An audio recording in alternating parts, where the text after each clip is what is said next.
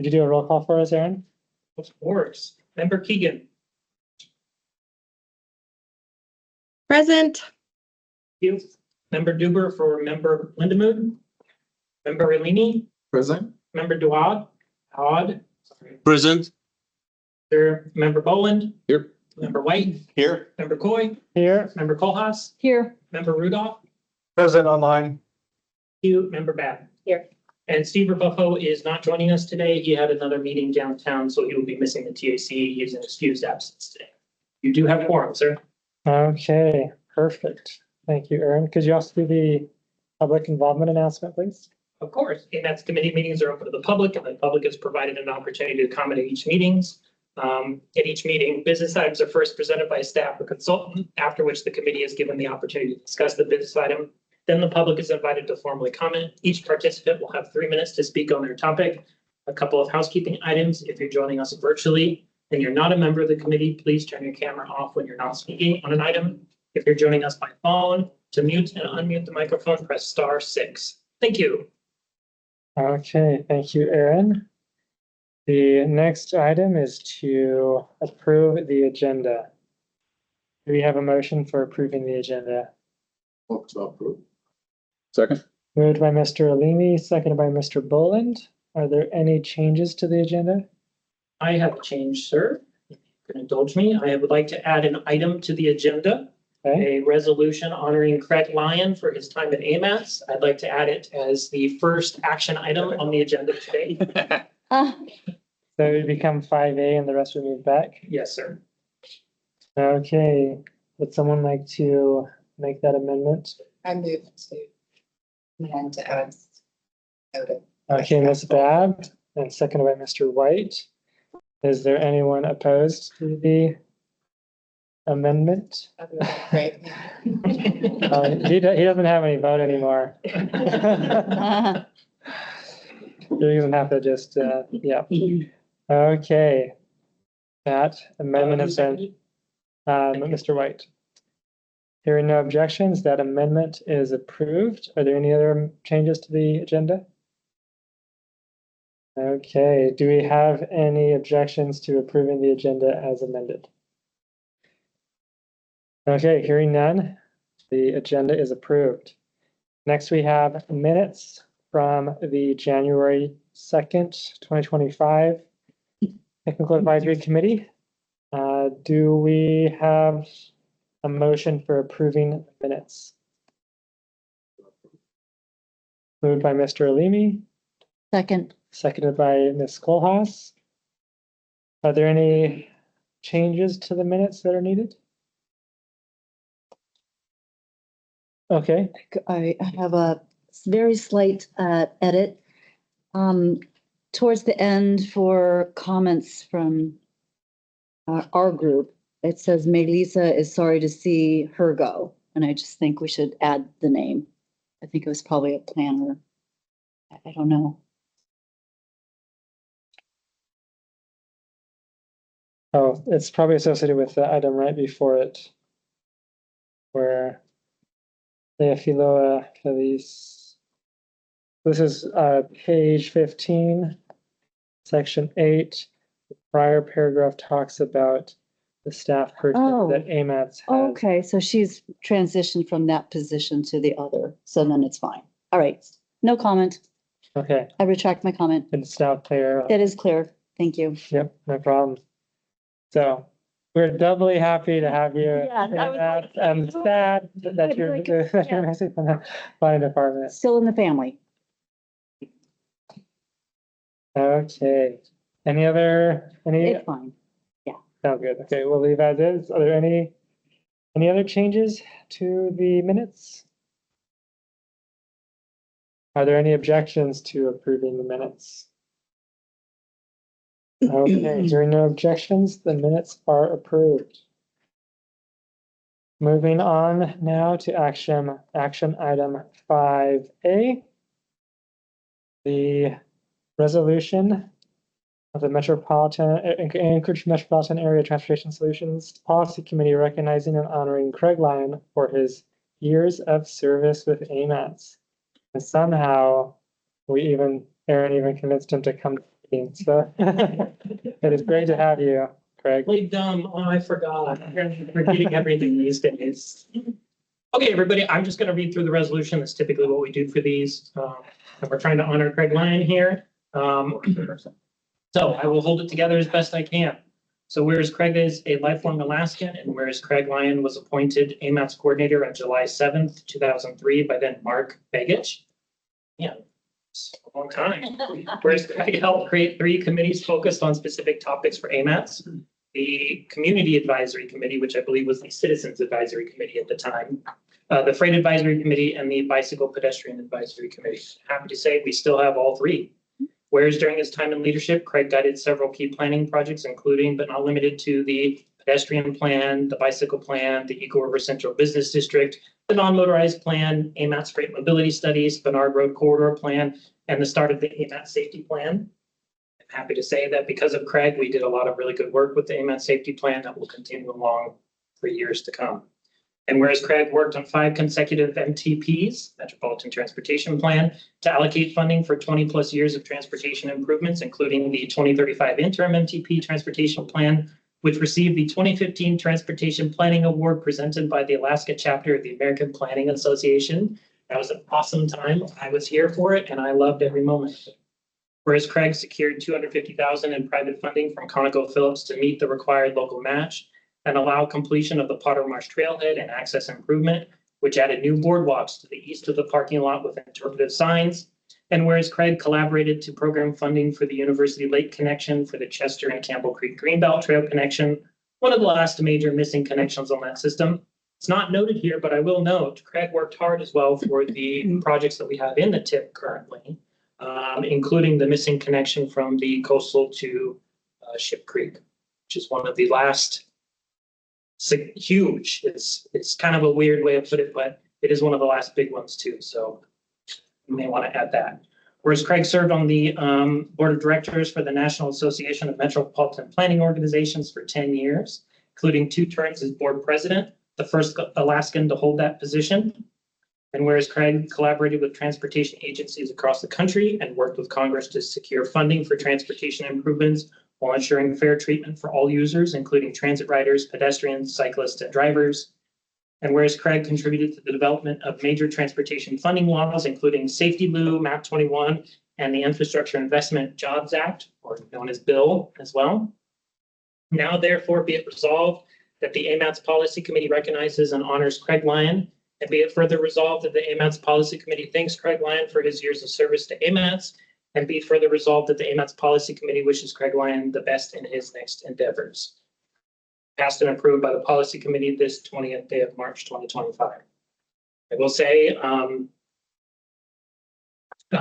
it's been an honor working with Craig over these years, both when I was at DOT and then when I came over at AMATS.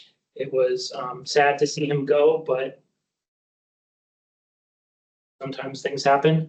And I think Craig has done a very good job at continuing to stay positive and engaged and working in a section that he loves. And I think has done a very, very good job working with people out over the years. So I know he has a lot planned as life moves forward. I wish him all the best and we'll miss him dearly. Thank you. Okay, thank you, Aaron. So the action today is for the Technical Advisory Committee to review this resolution, make any changes or make any statements, and then recommend for approval to the Policy Committee at the next meeting. Thank you. Okay, sounds good. Are there any questions or comments from the committee? I think it is well laid out there. So thank you, Aaron. Are there any comments from the public?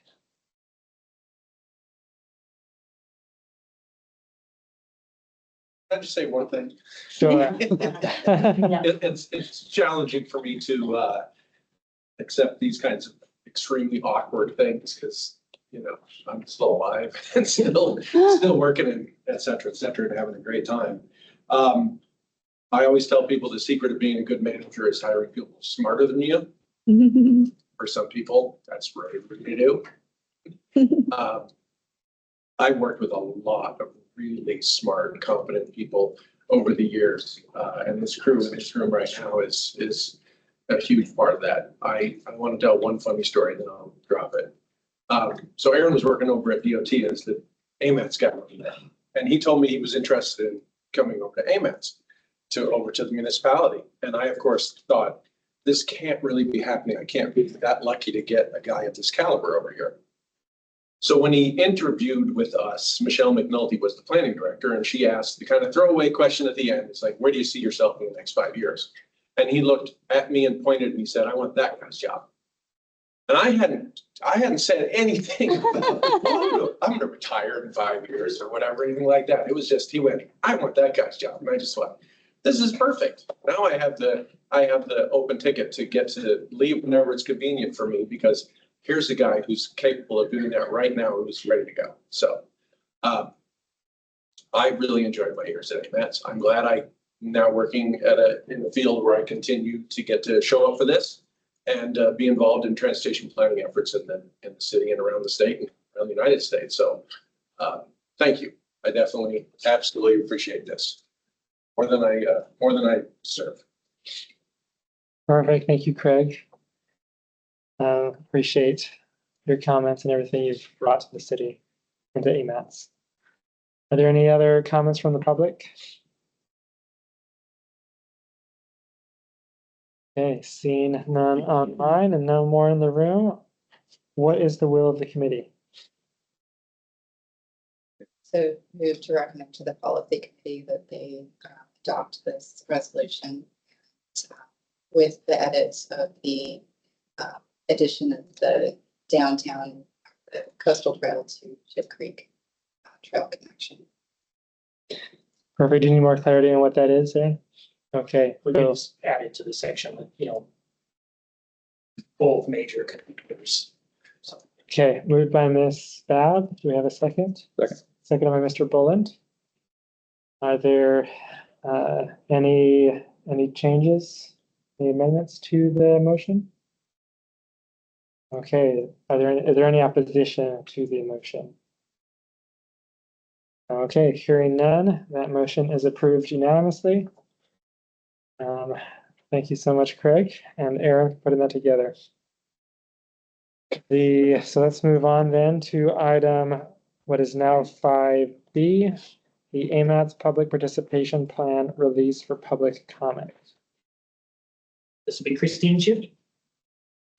So it's a little presentation. Our current public participation plan is just 2020. So this is a refresh. Long overdue refresh. And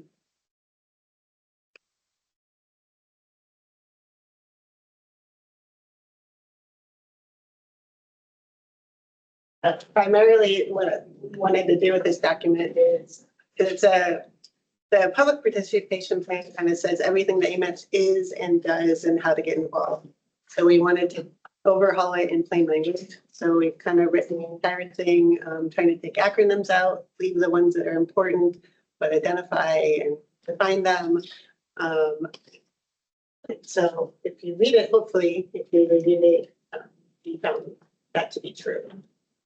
Instead of waiting as long as we did this time, we are proposing that it's more of a living document. We can update it biannually.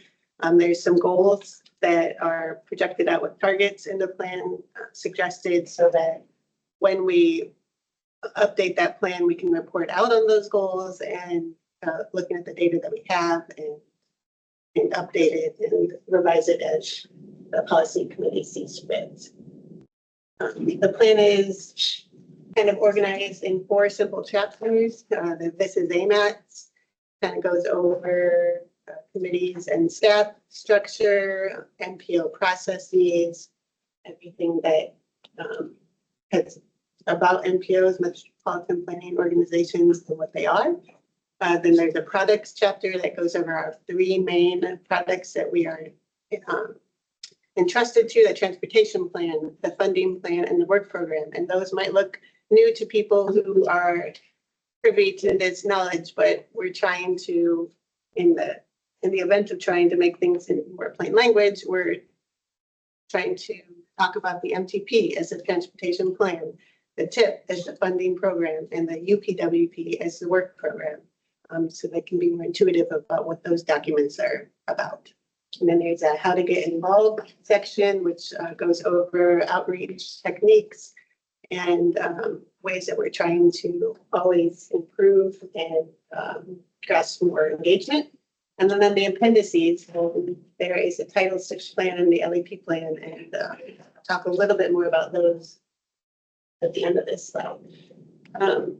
So if you reviewed it, we are proposing some simple goals, inform and educate, engage more people, and then evaluate the process.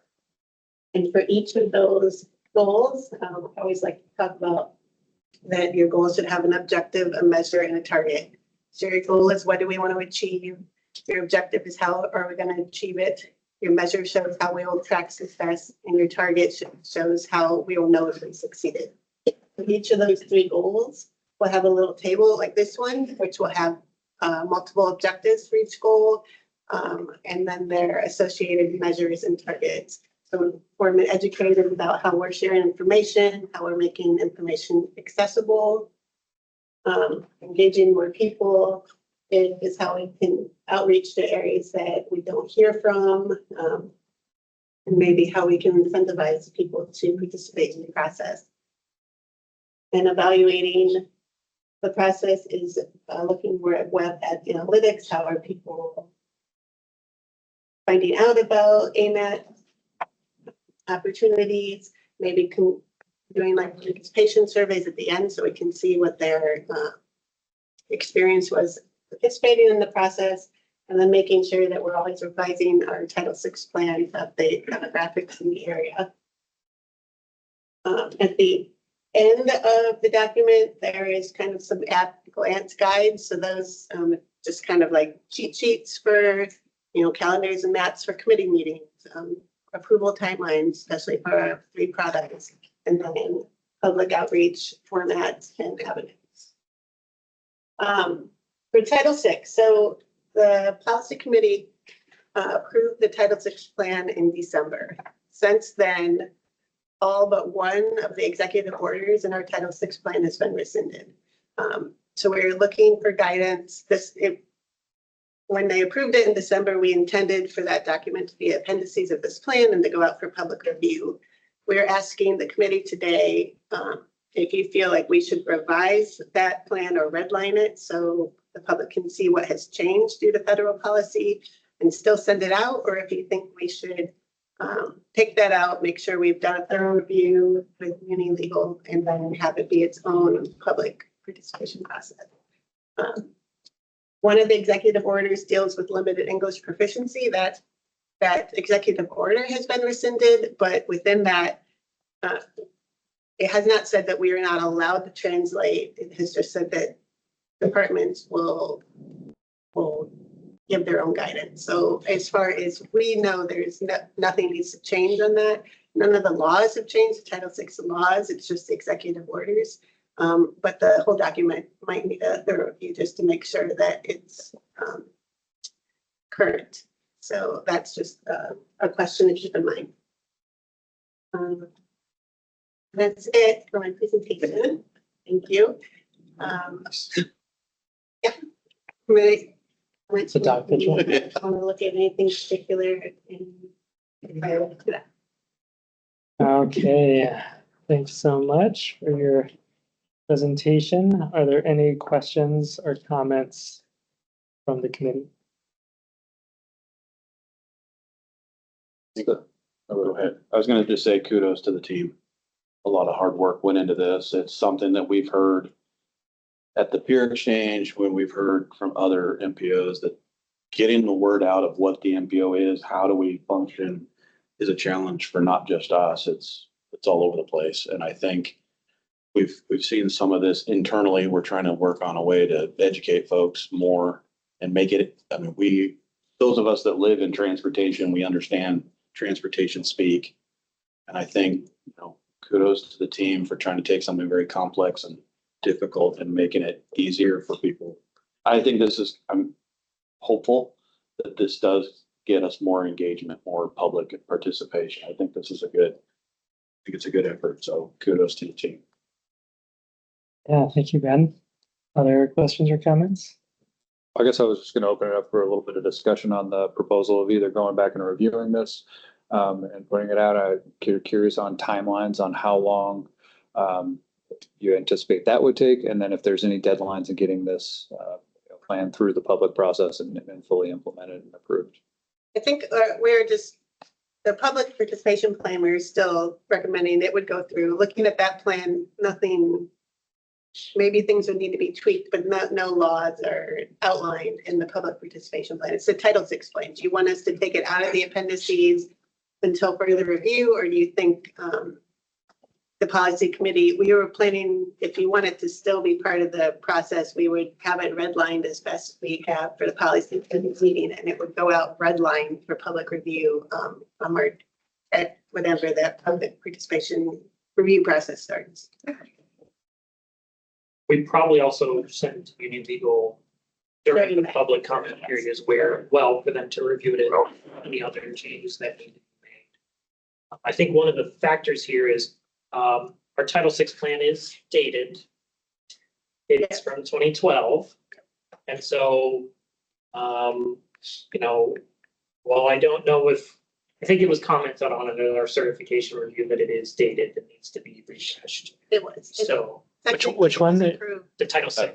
in December. It's just, it's an odd timing. Like technically it was approved in December when nothing changed, but we're planning to show it to the public, you know, with this plan. And so now it's just kind of an odd time for us to really put it out as approved in December.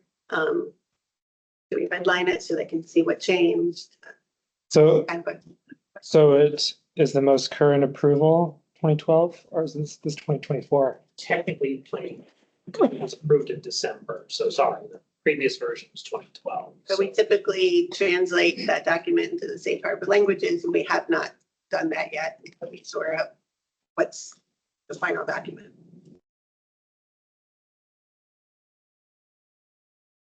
Any other questions or comments? I have a question online. This is Bart. Hey, go ahead, Bart. When we were in that peer exchange, there was some discussion about timelines for amendments and approvals and public review comment periods and running things concurrently. Did anything change for this plan?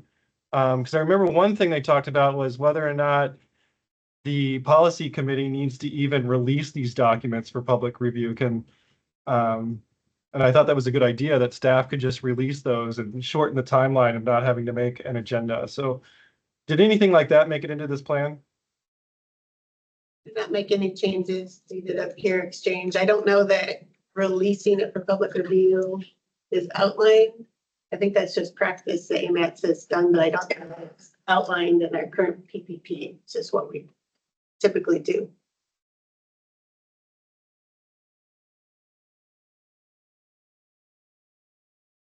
Does this one doesn't outline it either? So, When this one will be released. So it will be, the only thing outlined in there is that it'll be released for a 45-day review period.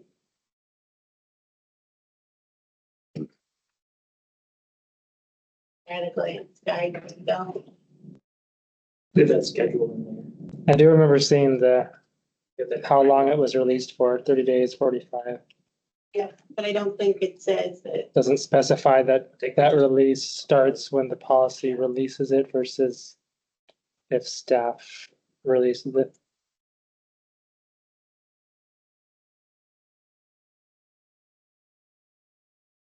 Yeah, it just says the draft. It's released. Doesn't say by policy committee.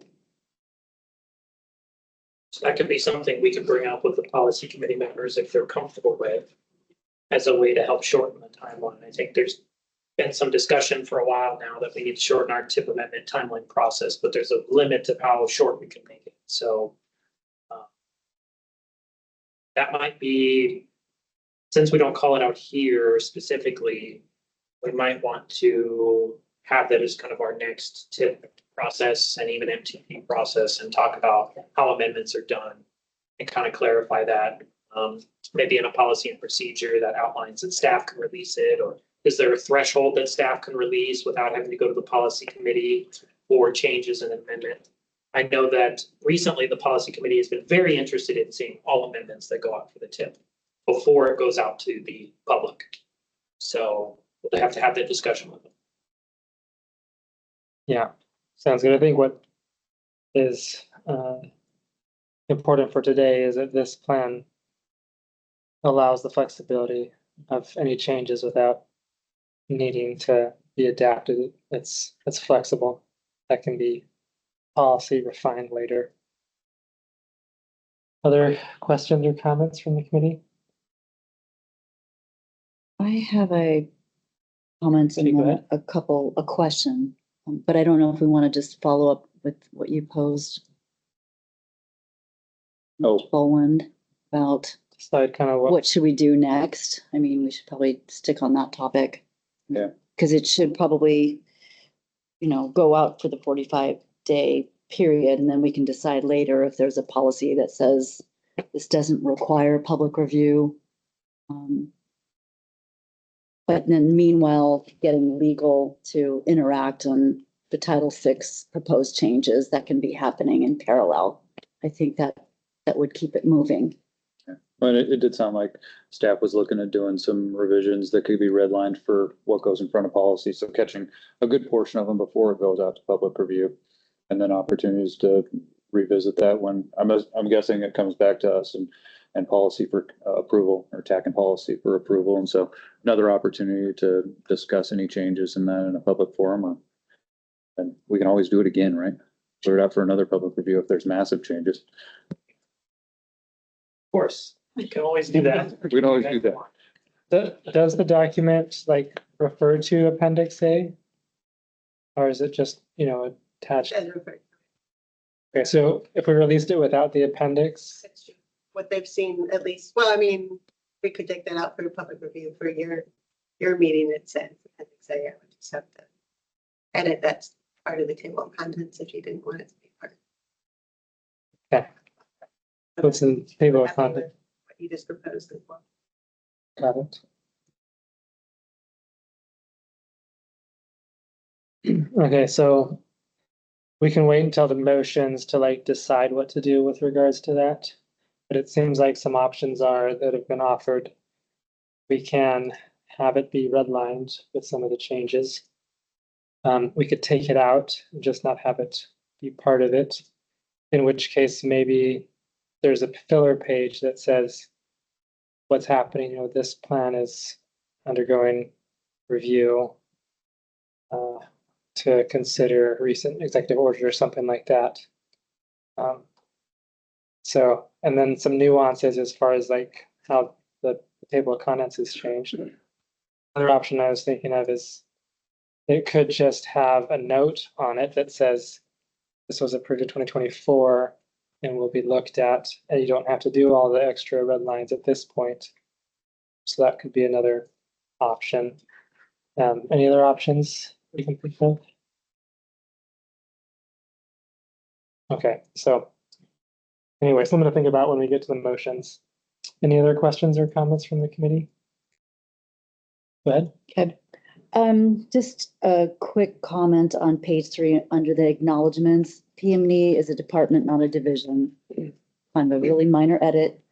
And then I had a question about on page 30. It said that the MTP amendment requires assembly public hearing, but then it doesn't match the flow chart on page 44. So I'm just looking for clarity and consistency if it does indeed require an assembly public hearing. Yeah. Okay. Yeah, that's outlined in our operating agreement. And I think the flow chart that you see is just for general processing for other plans, not necessarily the MTP or the TIP. Know that this one, Is it this one you're talking about or the actual? Page 30, yeah, I think it is this one. So when it says amendment, approval, I They're just part of the public process. Oh, okay, so it's not approval, so it's just assembly public hearing? Yeah. Okay, And they so, provided some resolution. okay, so then it's fine as stands. I just wanted to know the consistency and how that related. Thank you. Other than that, I think it reads really well. I appreciate the plain English. I feel like it's a good guide for me as a TAC member. I've learned from it, and I like the calendars and the added glance content. So again, kudos to the team. Yeah, perfect. Thanks, Monica. Yep. Other questions or comments? I was enjoying looking at it, thinking, this is a super helpful thing to add to any new technical advisory committee member or policy committee member. You know, it's something that can really like spell everything out really well. Two questions that I did have. One is on the first page, it is the traffic engineering department. So kind of a small edit, maybe adding that in, just not to be confused with police department's traffic unit, which we get lots of phone calls from that for them. So, and then one question I had with the technical advisory committee section, like my responsibility as chair, is that outlined in our bylaws? Does it seem like my position is the one that's always the chair of this committee? Is it helpful in this, on this page, to just clarify that, you know, who's the chair of this one and maybe the policy committee, like just so it's clear as someone's reading this, we're not electing chairs each year, you know? Those are some thoughts that I had about that. In which case, maybe some of the other committees, it might be good to, because the chair really runs the meeting, and so it's helpful to know from the different committees, like kind of that piece, maybe consider how that could be added. So just some thoughts. Okay, any other questions or comments from the committee? Are there any comments from the public?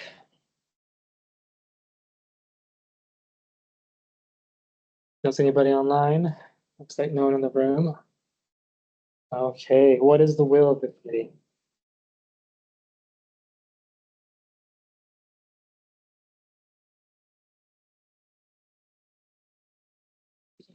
Yeah, there's some language there. I think we're all trying to figure out how to make a motion. Yeah,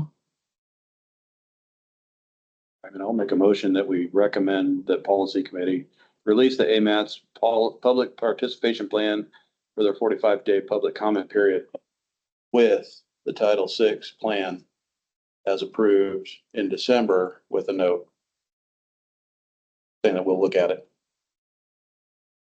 based on current political arena. It was an approved plan. I think it should be incorporated as such. Okay, we have a motion by Mr. White. We have a second. Second. Seconded by Mr. Boland.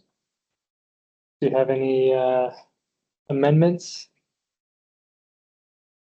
or discussion? yeah, I think we should have some explanation as to why, you know, we're looking at it. So, yeah, Which I think what your intent was. Yeah. By I that. think that's just obvious. Yeah. Can we leave that up to staff to decide on that explanation? So the idea, just clarity, is to leave the Title VI plan as approved in December with all of the language. And then just put a note, we release it for the public, that it'll be looked at in light of changes on the federal level or a future update, or to be updated as part of the PPP. To determine if we need to do a future update. To determine if we need to do a future update. What's your guys' thought? Like, what do you guys want to do the update now or wait for a while? I guess I was kind of interested in staff's recommendation on this. I guess I would lean towards getting it as current as we can with the time that we have, so that we're putting it out in the best reviewable form to get the best comments. But I don't know. You guys have additional thoughts on that? It was reviewed briefly by Muni Legal, who caught a number of the EOs having been rescinded, and that's kind of what started this chain of events. So I think my thought was, and Christine can weigh in as well, is because we know that these things have changed, that we should at least acknowledge that as part of this public review process and note where they've changed and then get feedback from people on it. Because we had it approved already through a public process. So put it through a public process again and be like, it's changed last minute on us. Give us your feedback.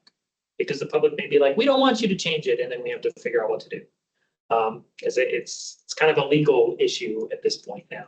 Because we want to make sure we're compliant with federal requirements. Okay, Christine has a different opinion. No, I think, yeah, I guess because we translate it, we need updated translations. There's something disingenuous for translating a bunch of outdated information, even though it was approved before the information was rescinded. So it's just a question, but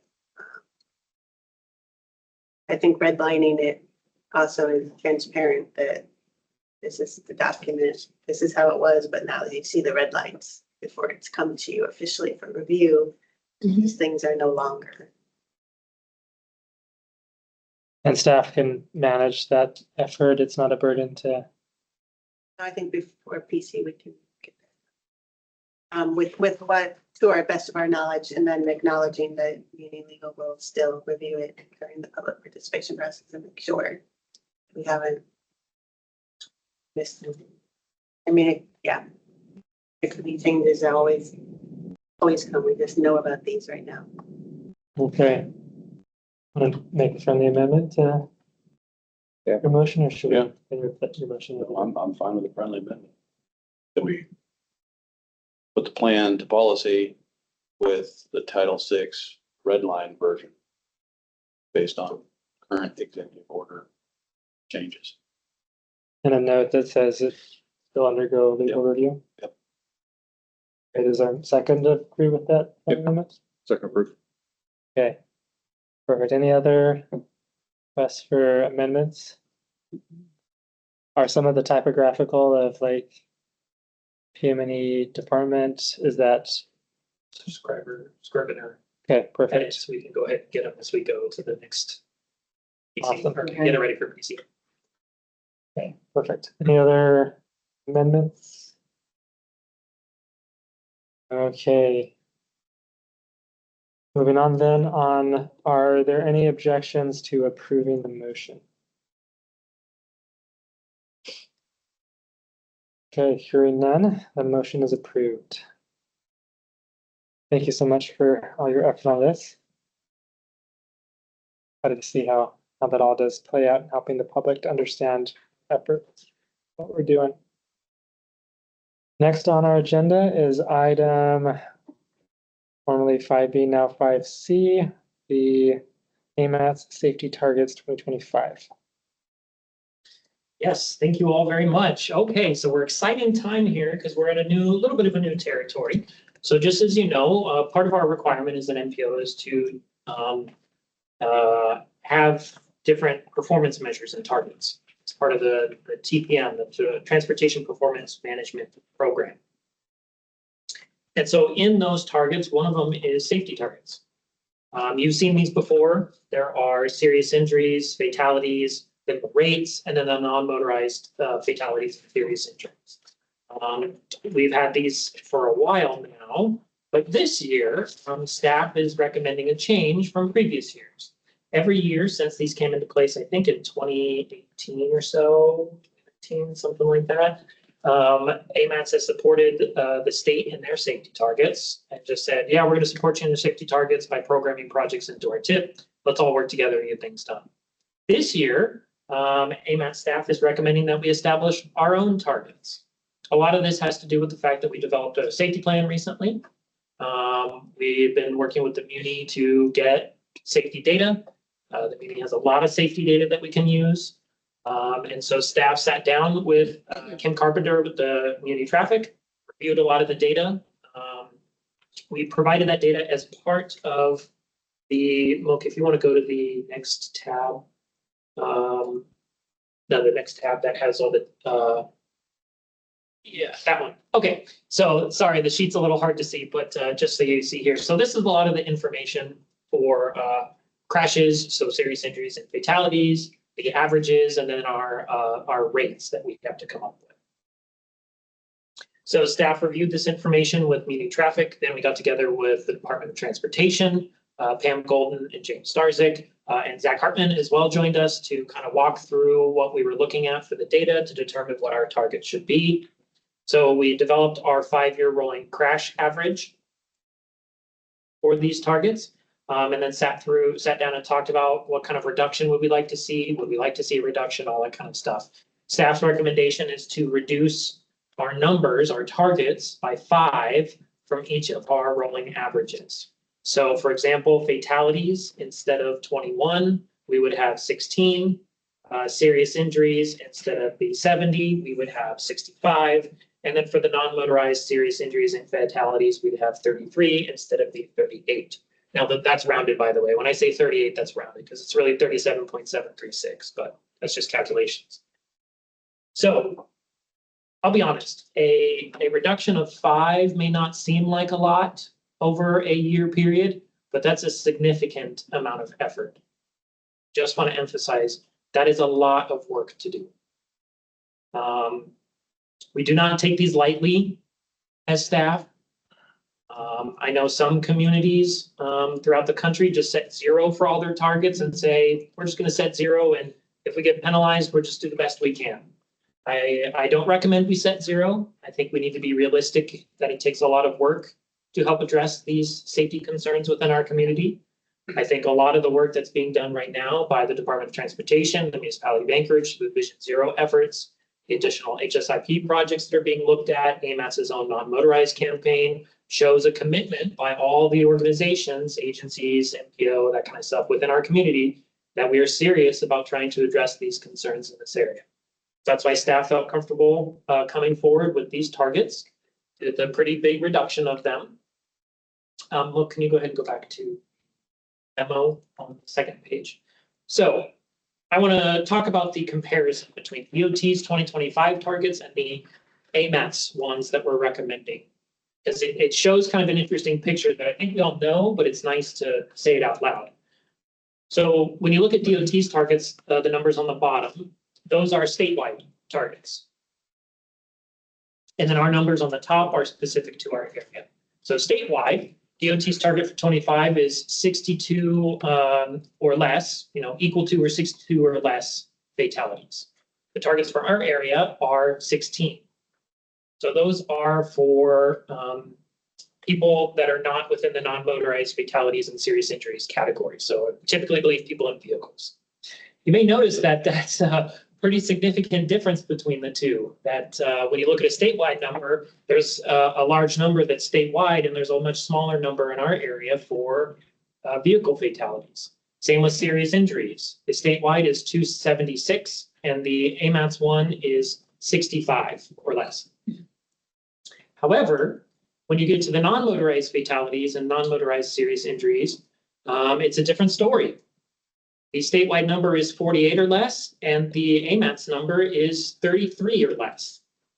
So when you look at the targets and the data, it paints a pretty clear picture that within the AMATS boundary, our significant area of concern is with non-motorized users, as we make up the vast majority of cases statewide within our area. I think the number quoted to me was 63 or 68% of all these serious injuries and fatalities for non-motorized users is here in the Anchorage area. So, there's no penalties for these targets. So whatever we set is whatever you guys feel comfortable. But I want to make sure that we're all taking it serious as a commitment by AMATS to work with our partners at DOT and the municipality to try and address these and help bring these numbers down. It's going to take a lot of work. Not going to get to 0 tomorrow. It's going to take a very long time. Yeah, I think it's a good opportunity for us as an MPO to mature a little and start setting our own targets. So that's what's brought before you. Staff recommends that the Technical Advisory Committee review these target recommendations for our 2025 targets and recommends approval to the Policy Committee. Thank you. Okay, thank you, Aaron. Are there any questions or comments from the committee? I guess I'd just like to say thanks for staff and all their efforts working on this. And then also just all the collaborative effort between the municipality and DOT on the Vision Zero efforts. And great to see us establishing metrics here that are ambitious and try and move the needle when we're talking about fatalities here in Anchorage and specifically the non-motorized. Thank you. Yeah, thank you, Luke. Any other questions or comments? As one heavily involved in the Vision Zero efforts, I mean, each fatality is tragic, and having metrics that help us stay focused on doing what we can to improve safety on our roads is important. And even though as a traffic engineer, I recognize that these numbers go up and down and have, especially when they're this low, it isn't always fully reflective of our efforts, what these numbers are. It's still valuable for us to just pause and be thinking about how we can improve safety for all users on our roads. And so I feel like this aligns with the spirit of what all of our efforts are doing, both at the municipality and at DOT, and our Vision Zero efforts, kind of from a staff up to the policy decision maker, elected officials level. I feel like there is a lot of great alignment, and appreciate AMAT's kind of doing all the support that AMAT's does on this as well. I will recommend, or I will mention, just reiterate, this is our first year trying this.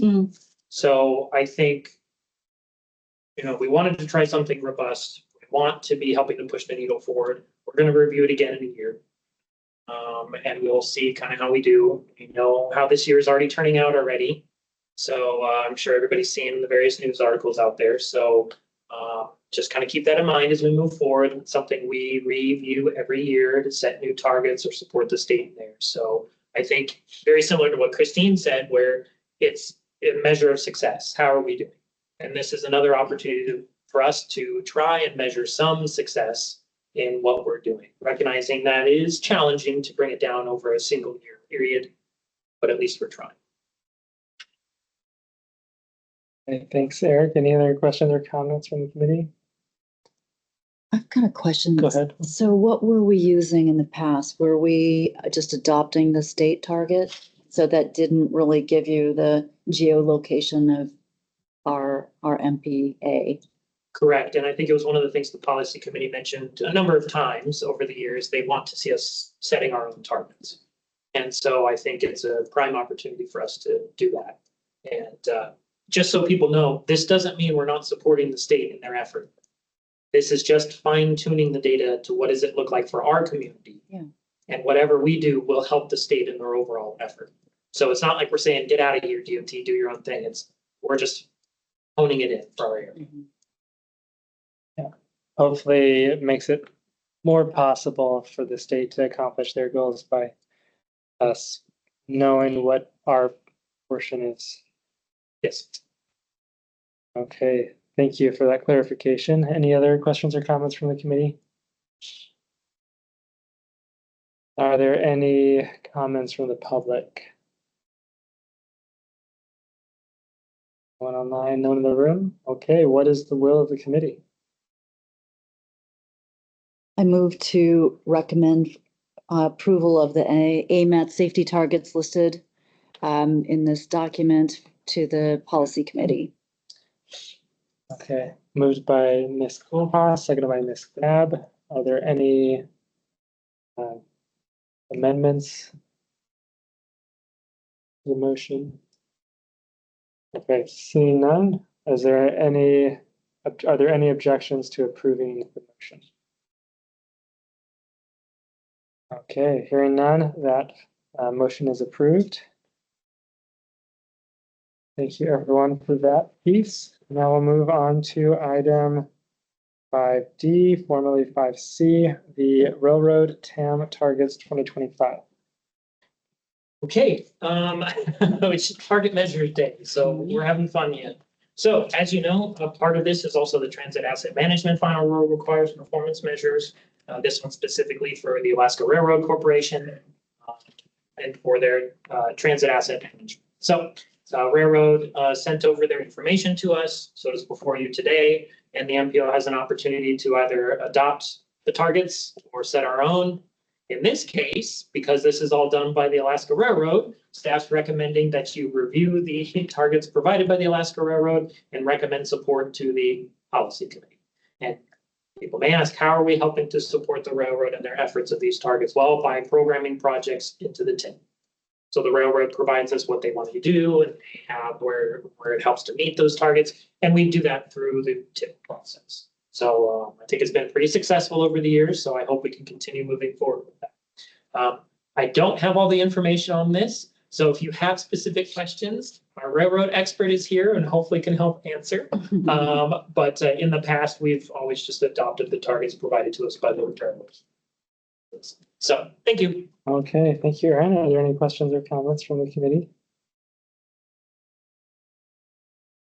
Okay, you did a pretty good job of it. Did a good job. Okay, awesome. Okay, hearing none. Are there any comments from the public? Okay, hearing and seeing none. What is the will of the committee? I'll move to recommend adopting the Alaska Railroad Transit Asset Management Targets to the policy committee. Okay, moved by Ms. Stuber, Second. seconded by Mr. White. Any amendments? Okay, are there any objections to approving the motion? Okay, hearing and seeing none, that motion is approved. Now moving on to item 5E, formerly 5D, the response letter from DOT&PF on operating agreement boundary. That you, Aaron? So I can share. Sorry, Chair, just a second. I am, okay.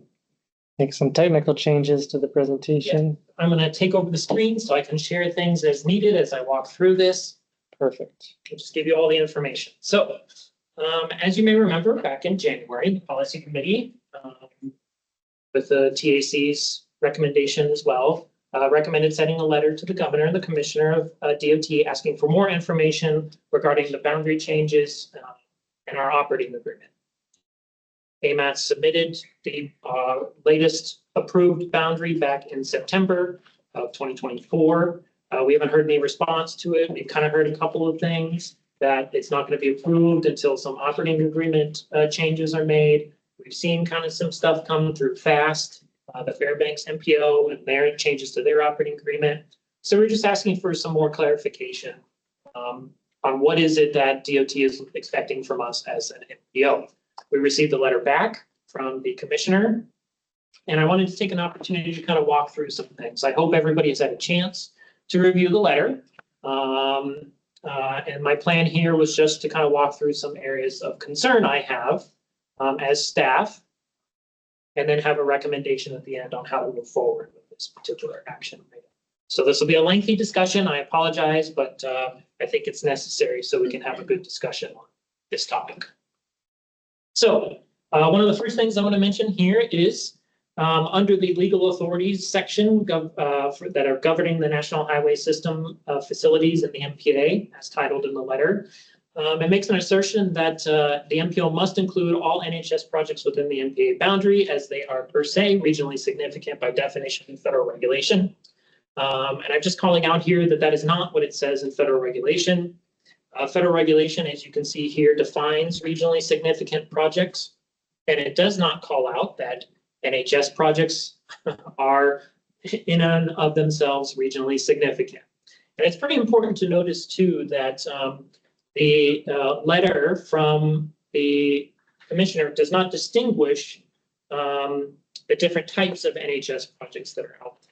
So there are NHS projects that are out there that are pavement projects that you wouldn't call regionally significant.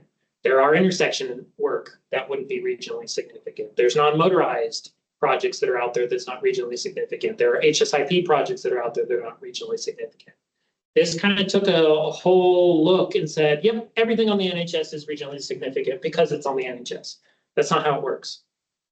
It's based on funding, the type of project it is.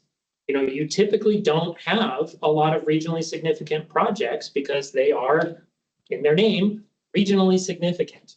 You're not really doing a lot of massive highway projects on a regular basis because they're typically costly, impactful. One thing I want to point out in here is that MPOs are given the ability to define what regionally significant is for their boundary. The minimum is up there in federal regulations, but we can go above and beyond that. FAST actually does have a definition for their area as to what is regionally significant, and staff is recommending that we explore defining one as part of our TIP and MTP process as well. I think it's imperative for us as an MPO to sit down and make the decision of what is considered regionally significant within our area. That's of course done in cooperation with the Department of Transportation because we have DOT representatives on the TAC and PC. So this is not going to be done in a vacuum or behind closed doors. This will be done as part of a public and open process. So we can all be on the same page. Next section. This was pretty throughout the whole section. Basically, it was confusing the term shall and saying that because it says shall, there is no option for the policy committee to say no to an NHS project within our boundary. That it must be included in our TIP and MTP, regardless of the type of or regardless of what the project is, regardless of the policy committee or the public support it, it must be included in our TIP, our planning documents. And that is not consistent with what it says in federal regulations. It is not consistent with what has been said by FHWA multiple times. In fact, as we learned during the peer exchange, FHWA has explained this to the Department of Transportation, their lawyer, a number of times, that all projects within the MPA boundary are required to go through the MPO 3C process. Part of those C's is cooperative, to where we all sit down and agree together on the projects to be included in the planning documents. And part of that process is final approval by the governing board of the MPO. The MPO has final say on all projects within our boundary that are federally funded, and then the regionally significant non-federally funded, which is its own thing. So let's not get into that. This is also supported by the fact that we asked one of our peer MPOs, Minnesota, if they have the ability to say no to a project in their boundary. And they said, yes, we can. It's also, I'll get into that next, sorry. So I think this section is a little misleading in its use of the federal regulations. It didn't really do a good job at quoting all of the federal regulations either. It kind of selectively chose the different ones. And when you actually read through the federal regulations, it talks about NHS projects being part of the process. And then the very next sentence is in cooperation with the MPO. Okay, next item. It's while both the state and MPO have a duty to cooperate in the development of the TIP and STIP, federal law mandates that this cooperation be directed towards ensuring the inclusion of the state selected NHS projects in these planning documents rather than their exclusion. No, that is not what the federal mandate is. The federal mandate is that all of these projects go through the 3C process, as I mentioned earlier. This is not a dictatorship towards the MPO. This is a cooperative process where we all sit down and work together on things. So that section is misleading. I did put in here, this is kind of a minor thing, but I just wanted to highlight it. What this section doesn't account for is federal regulation regarding air quality. So we do have an air quality area in our section, in our MPO, that we have to do additional work for. So we're at a limited maintenance area for PM10 out in the Eagle River.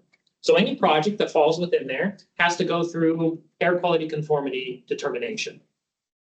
And one of the things in federal regulation, which I quote here, Title 42, Chapter 85, Subpart 1, Part D, Subpart 1, Section 7506C1 states, no metropolitan planning organization designated under Section 134 of Title 23, that's us, shall give its approval to any project, program, or plan which does not conform to an implementation plan approved or promulgated under Section 410 of this title.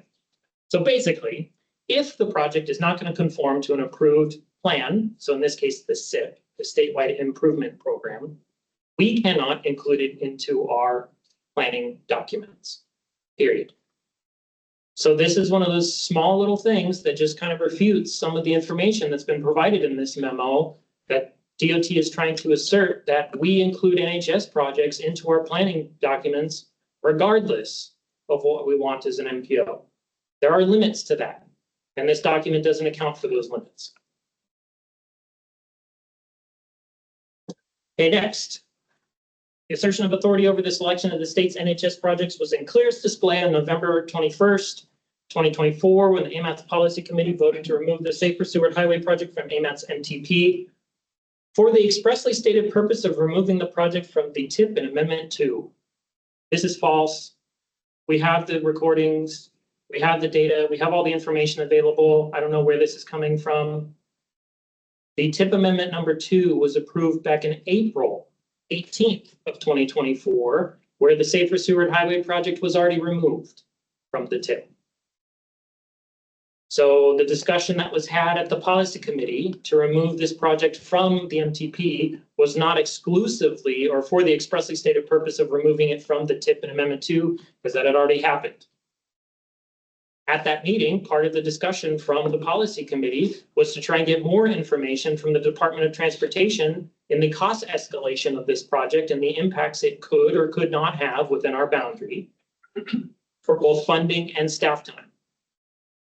We're still waiting for that information, just so everybody's clear. And just as a reminder as well, what actually happened in 2024 November, the PC directed staff to develop the draft amendment number 1 with the project removed. They didn't actually vote to approve amendment number 1. That's not anticipated to happen until April of 2025. So we're clear on everything that happened. Okay, as explained, and this is another quote, as explained below, the selection of the state's NHS projects for inclusion in the TIP and the STIP is a state authority and not an MPO authority. No, the TIP is an MPO authority.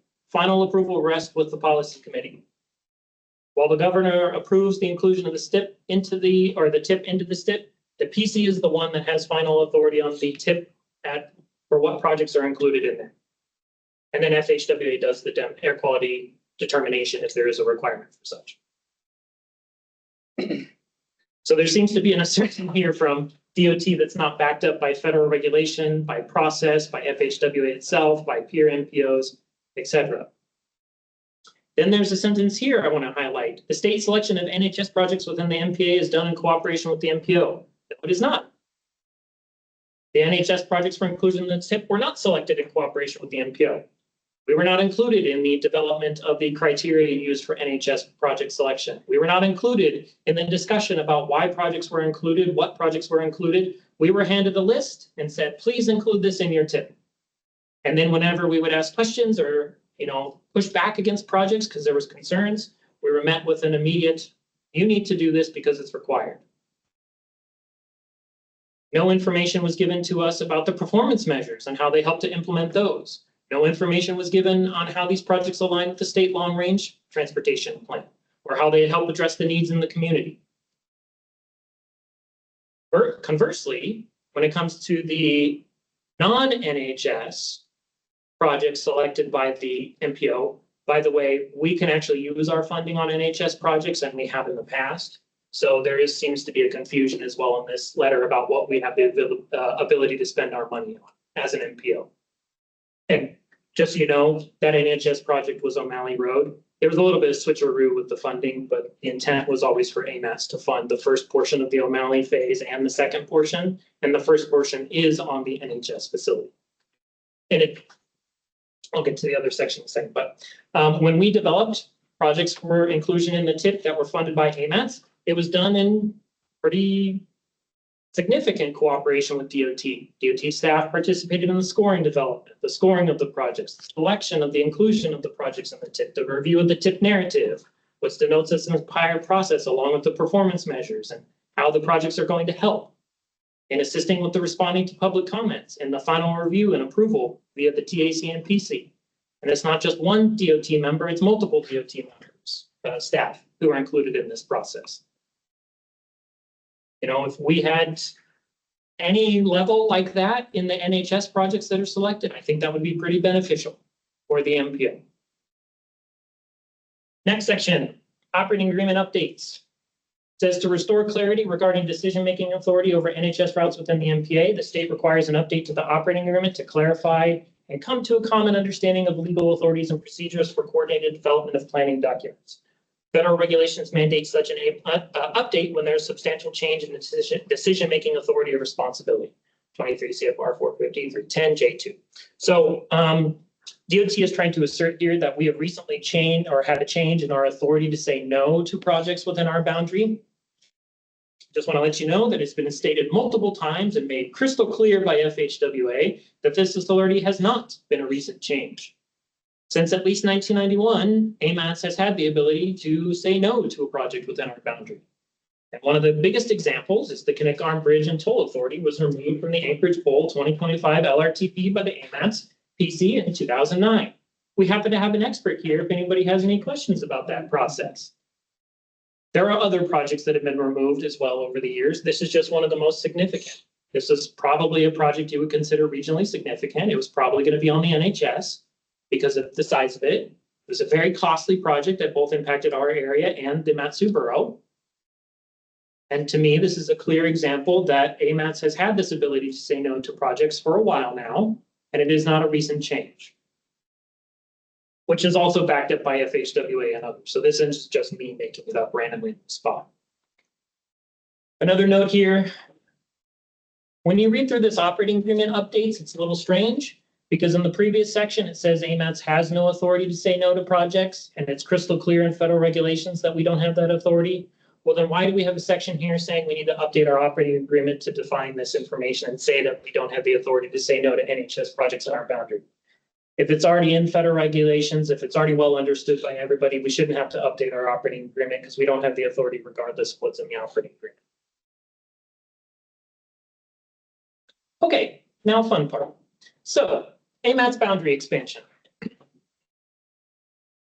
This is the quote. AMATS proposal seeks to expand the boundary southward to include additional mile of the Seward Highway and approximately 1.5 square miles of the Chugach State Park.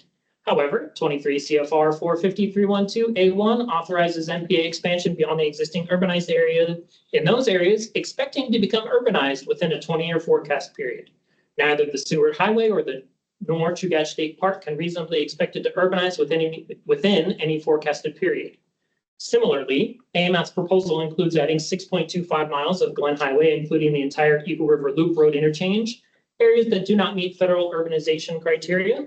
The segments of this highway system are NHS properties exclusively managed and operated by DOT&PF. For some reason, the entire federal regulation was not cited here when put into this document. So I'm just going to the federal regulations. You can see. So we are at 23 CFR 450, subpart C, section 300. So this is typically what we refer to when we talk about federal regulations for the MPO. So in here, there is the section that is quoted, 3.312, Metropolitan Planning Area Boundaries. Okay, so 450-312A, the boundaries of an MPA shall be determined by agreement between the MPO and the governor. 1, at minimum, the MPA boundary shall encompass the entire existing urbanized areas as defined by the Bureau of Census, plus the contiguous areas expected to become urbanized within 20-year forecast period for the Metropolitan Transportation Plan. So that's what is quoted in the letter. However, it seems to miss the next one, which is number 2. The MPA boundaries may be further expanded to encompass the entire metropolitan statistical area or combined statistical areas. So let's see what we get when we do metropolitan statistical areas. So these are areas that are defined by the census. Oops, I think I may have the wrong one. Sorry. See if I can go reference maps. I wanted to try and find this all here so you know I'm not just randomly making things up for the fun of it. But as usual, everything is overly complex when trying to find it for you guys on the spot.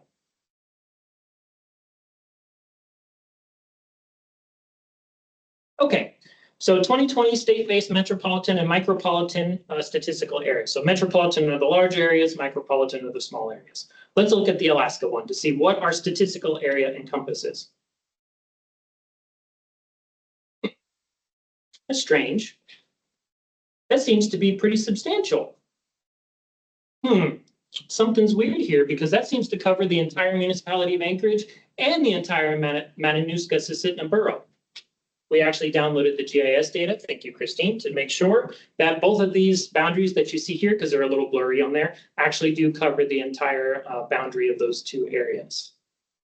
So what is completely missed or ignored in this letter is the fact that what's quoted here in number 1 for the federal regulations is the minimum our boundary can be, not the maximum our boundary can be, because we can further expand our boundary to encompass the entire statistical area, which in this case is the entire municipality of Anchorage and the borough.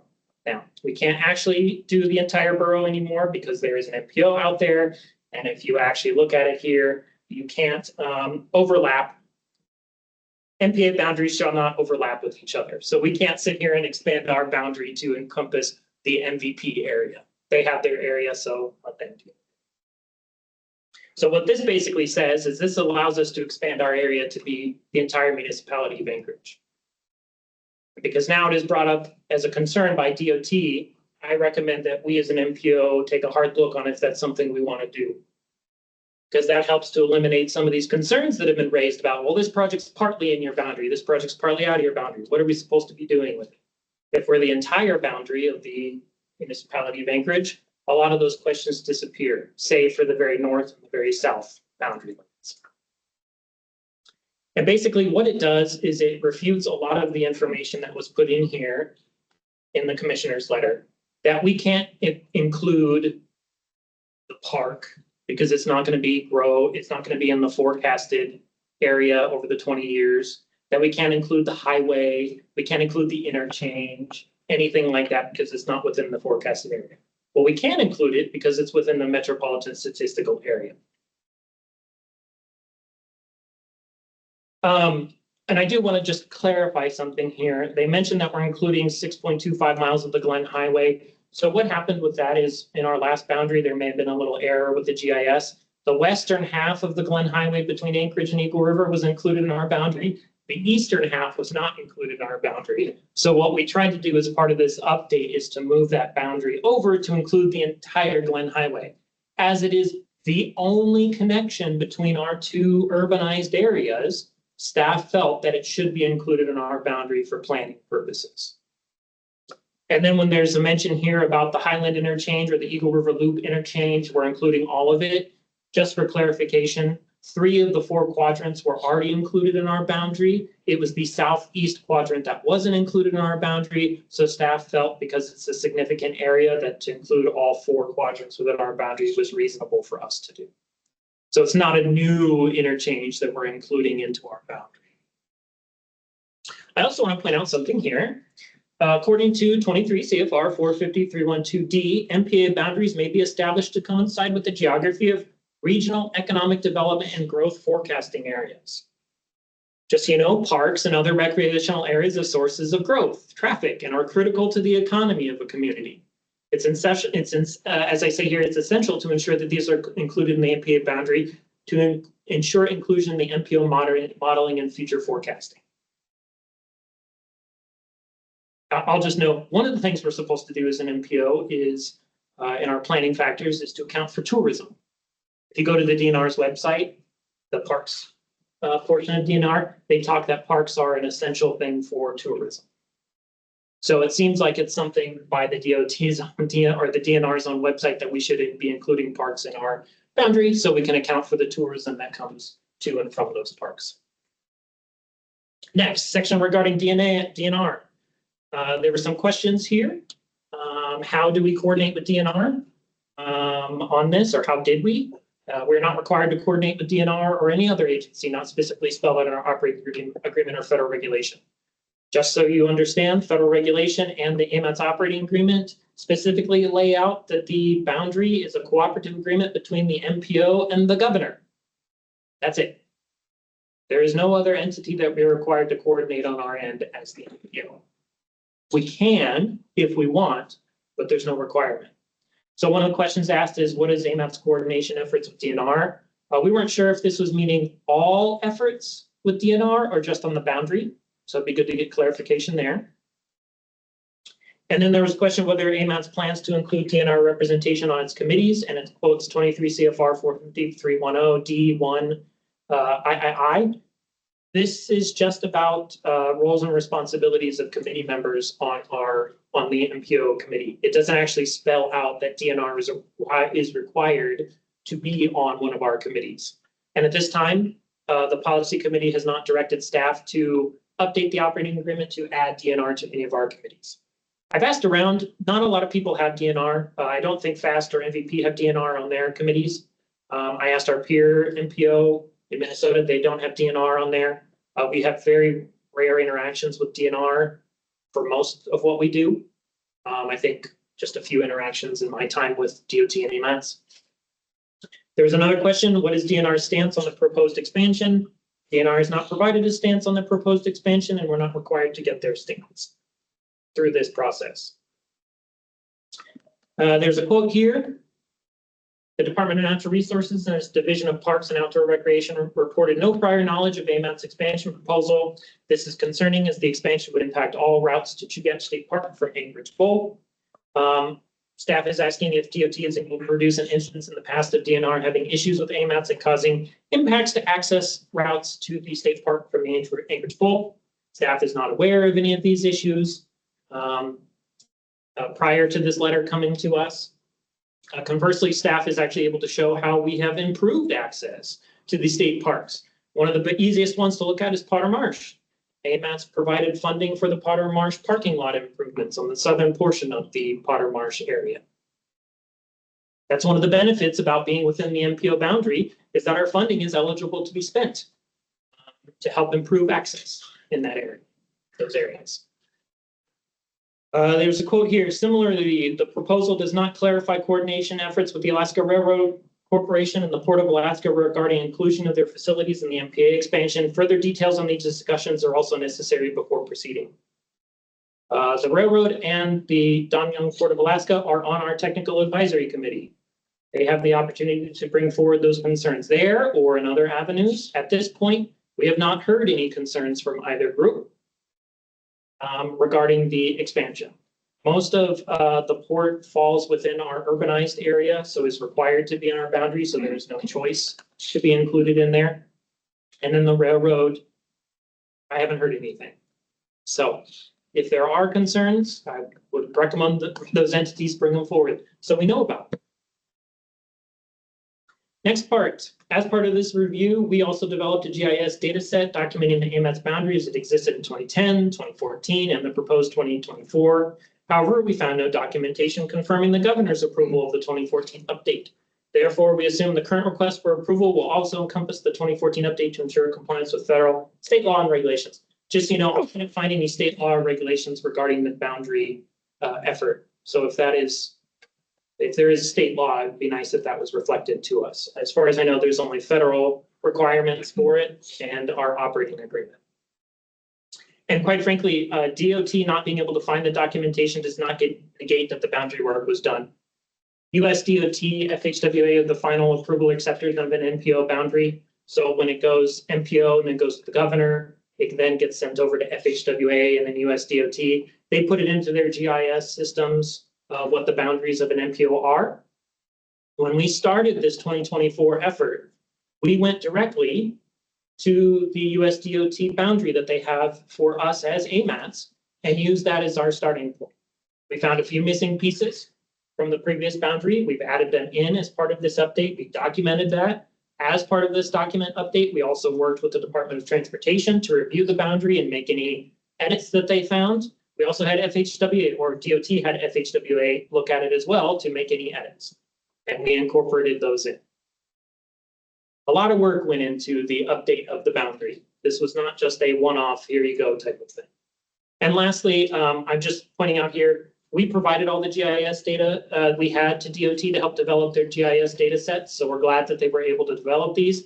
However, the link provided in the letter doesn't work. It requires state access to use. So that was a lot. I know that everybody is like, whoa, what's going on here? I think it just goes to show that there are some pretty serious concerns with this letter. And that more review is needed. Obviously, I'm not a lawyer. I don't have a law degree, but I have a lot of expertise in the technical side of legal or federal regulations and how an MPO process works. I spent a number of years at the MPO. I've had a lot of experience working with other people I've been able to reach out to and get their take on this. And I think the general consensus so far has been this letter doesn't really align with federal regulations or current practice for an MPO. As such, staff has the following recommendation, that we get an independent legal review done. And until that is done, that we table any action on the operating agreement. Because I don't think that this letter is being forthcoming in everything. And so we need to get a legal review to see if there is anything we're missing. Again, this is just technical staff edits. Just so everybody knows, this is not to disparage the muni legal because they are also looking at it. It's just nice to get somebody outside the MPO process, so neither the state or the muni, to look at this and be like, here's what you're missing, or here's what's wrong with this, or here's what this letter got right. Staff has reached out to the AMPO, Association of Metropolitan Planning Organizations, to talk to them about this letter and to see if there is any legal help that we can get. They provided us a name, and staff is recommending that we utilize that individual. It'll be costly, as everything is, but we do have the money available for it. And I think it would be in our best interest to get a legal review of this and have that available for any discussion at a later date. I will let you know, FAST also received a similar letter, not the exact same, but similar. Their technical advisory committee and policy committee tabled any efforts on the operating agreement indefinitely.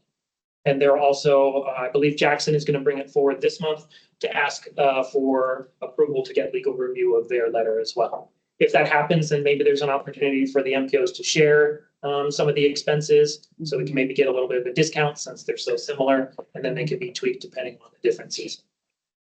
So it's before you for review, questions, and action. Thank you.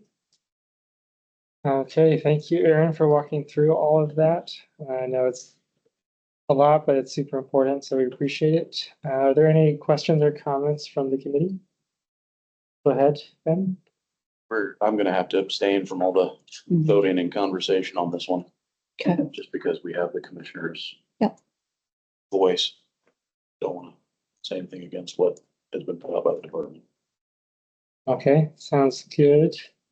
I'll be abstaining for the same reason. Okay, sounds good. Mr. Bowen and Mr. White will be abstaining from the discussion and from any votes.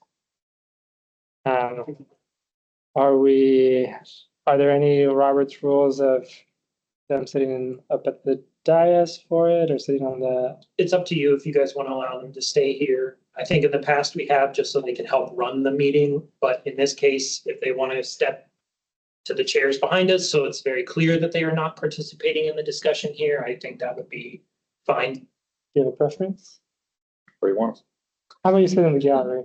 That would be great, just to have clarity. We're not going to send you out of the room like they do with the assembly, but that'd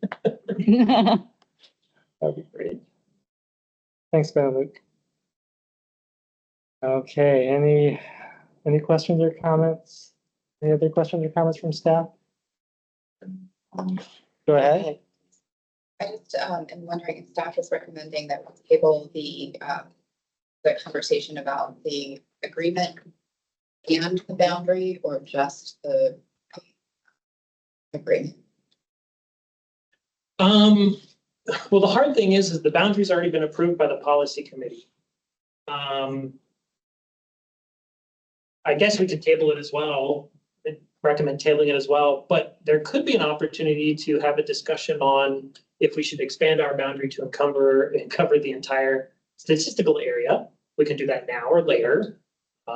I have no preference. I'm just making the information available to you. So that's why I was really focused on the operating agreement tabling, because that's the one that seems to be a big concern.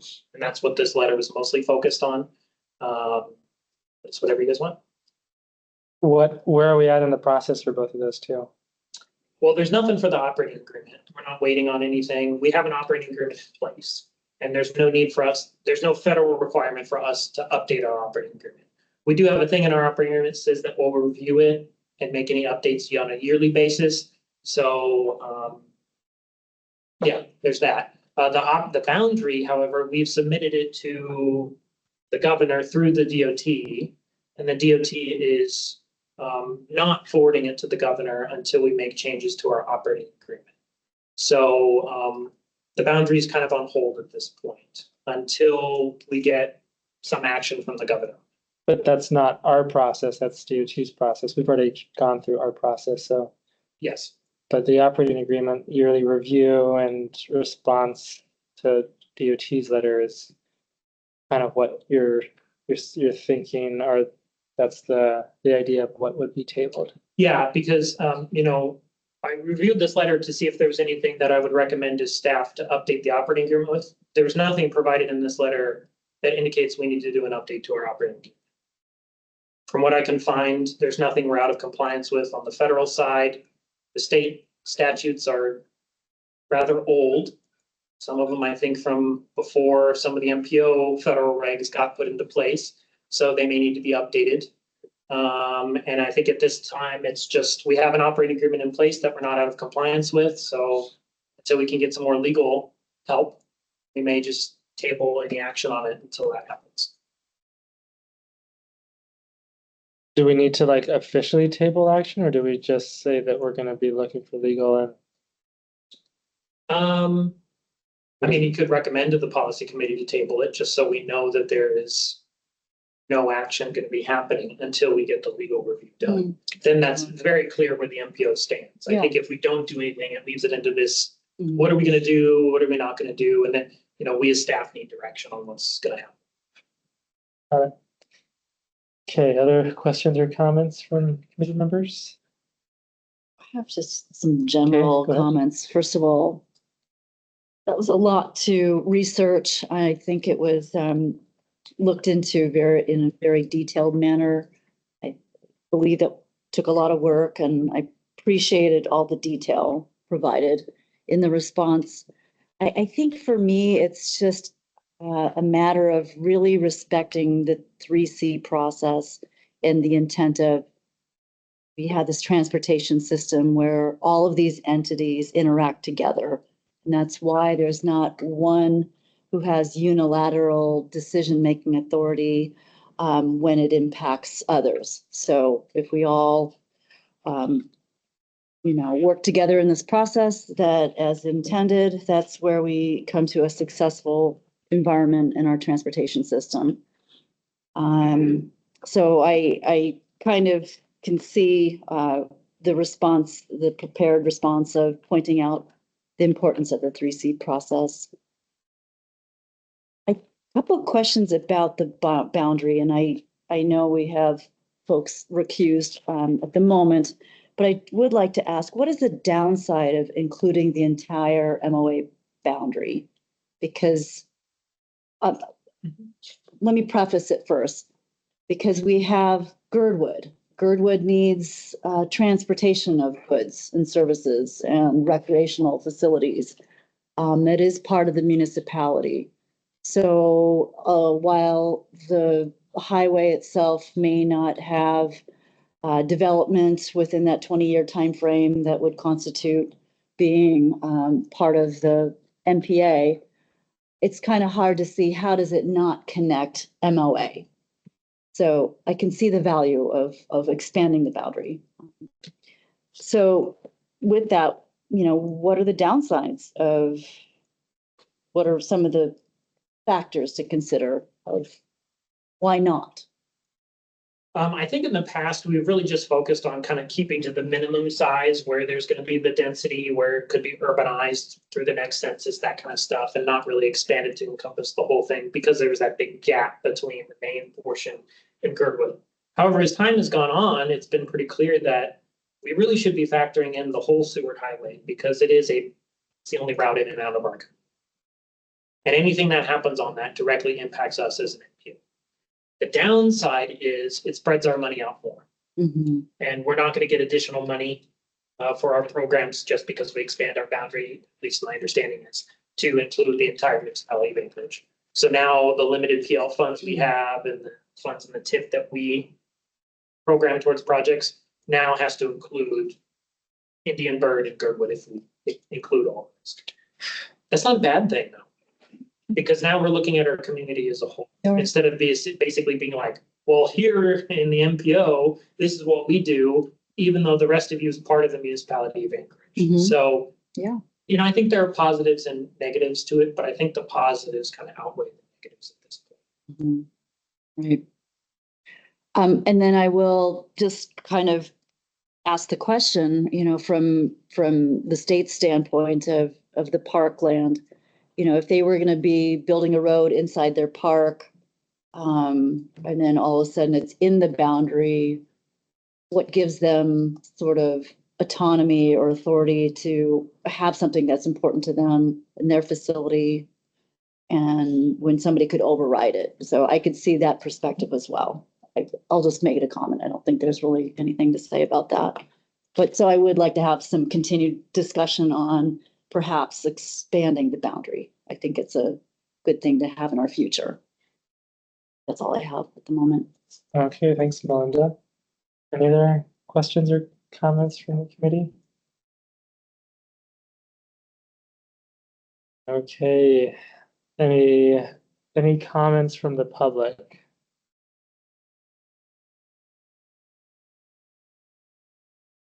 No one in the room. See anyone online? Okay, so what is the will of the committee? Go ahead and a motion. I will probably, but I move to recommend to the policy committee to send a letter out for an independent legal review, to table the discussion about the operating agreement indefinitely, and to consider revisiting the boundaries of the MPO to include the entire municipality of Anchorage. Okay, motion by Ms. Babb. I will second. Okay. Happy by Ms. second. You're doing Kohlhoff. good. That is a pretty thorough motion. I think you hit all the different pieces that were talked about. Are there any? Sorry, just a Go ahead. make sure to read that back and make sure I got it. Move to recommend to the PC to send the letter. So this is the letter from DOT that we received for independent legal review. Then to table the discussion on the operating agreement indefinitely. And then consider revisiting the boundaries of the MPO to include the entire MO. Okay. Okay, any amendments from the committee? One question that I kind of have is that, are you saying you want to recommend that the MPO boundary be expanded to the entire MPO, or you just want the conversation to happen to explore what that looks like and have a discussion about that? My motion was just to explore the idea, but I would accept a amendment to that.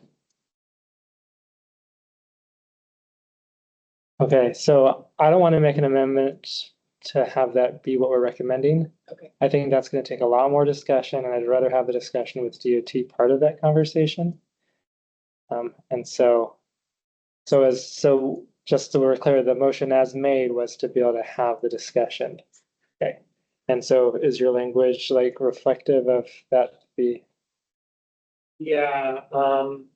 You know, if I might be bold to say, we might want to make a friendly amendment to say to have staff bring forward a discussion to the committees on revisiting the boundaries of the MPO to include the entire MOA at a future date. You know, maybe not now because In we're the still trying to future, figure that out, but I like it. unless you guys have a specific time frame. Yeah. I like the language to say something more to bring forth idea and implications of expanding. So it's clear it's a discussion and not a proposal. We could just call it discussion to bring forward or to add into a future agenda item, discussion on revisiting the boundaries of the MPO to include the MOA. If you want to make it just very clear, we're not making the decision, but Yes, just bring it forward. yes. Yes. Mhm. Okay, looks like we have a friendly amendment agreed to by the mover and the second. And then the other piece of yours was to table indefinitely the operating agreement. So would that mean that once we have a legal review, like what then like at what point does it get brought up again to start talking about operating agreements? I think the committees can pick up the topic again whenever they would like to. So if we got the legal review back, we could pick that up as an agenda item again, or we could decide to just allow the discussion. So if it could be brought up anytime, then it could be brought up before the legal review or after the legal review, or so, right, first is if it said until there's a legal review, then That would limit, yeah, it kind of is a little bit more clear, right? Is that, getting at with that idea? I would also cut that out of the, So that it's not indefinite, because the indefinite could, a little bit stronger language that kind of says we don't have anything to do with this, potentially could be interpreted that way. So to table the discussion of operating agreement until we have received the results from the independent legal review. I would, I like that from the amendment. Are you okay with that? Yeah. Okay. Definitely. Okay, any comments over from this side of our table or from anyone online on this item? Okay. Did those friendly amendments work? We didn't run into, okay. Okay, just don't want to make sure, I want to make sure that, my direction over here as I'm listening to this group doesn't include anything you guys want to comment on. Okay, so are there any other amendments or friendly amendment request or discussion on this item? Okay, I think we're ready for the vote. Do you want to read it one time so we're all clear on what we're going to vote on? Yeah, sorry, just trying to make sure I got it. Okay, so move to recommend to the policy committee to send the letter from DOT out for independent legal review. Sorry, a second. DOT&PF. Get that. And then table the discussion on the operating agreement until results are received from the independent legal review. And then add a discussion on a future agenda about revisiting the boundaries of the MPO to include the entire MOA. Okay. Given that we have members of the committee that are recused, do we need to do a roll call vote so that it can be clearly differentiated? Or if we do any objections, then they would automatically show as being recused? Okay. Okay, sounds good. Then I guess I'll just, with that clarity, I will give an opportunity. Are there any opposed to the motion as put forward?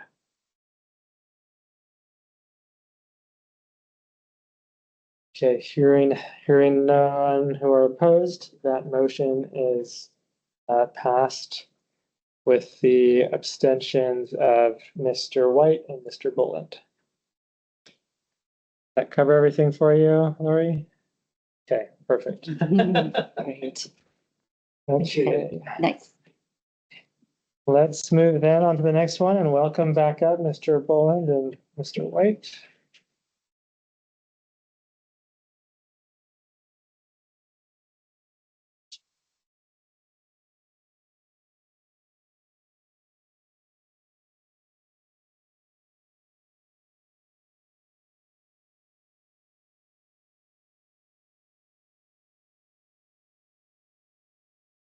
Okay, so now we are on item 5F, formerly 5E, the STIP amendment number 2 comments. Yes, this will be me. So, thank you all very much. It's been a very busy couple of weeks, so staff did not have time to get these comments drafted prior to the technical advisory committee meeting, so I apologize for that, but we wanted to make sure there was an opportunity for the committee to review any comments that staff could bring forward or bring forward their own comments if we would like to bring them to the policy committee.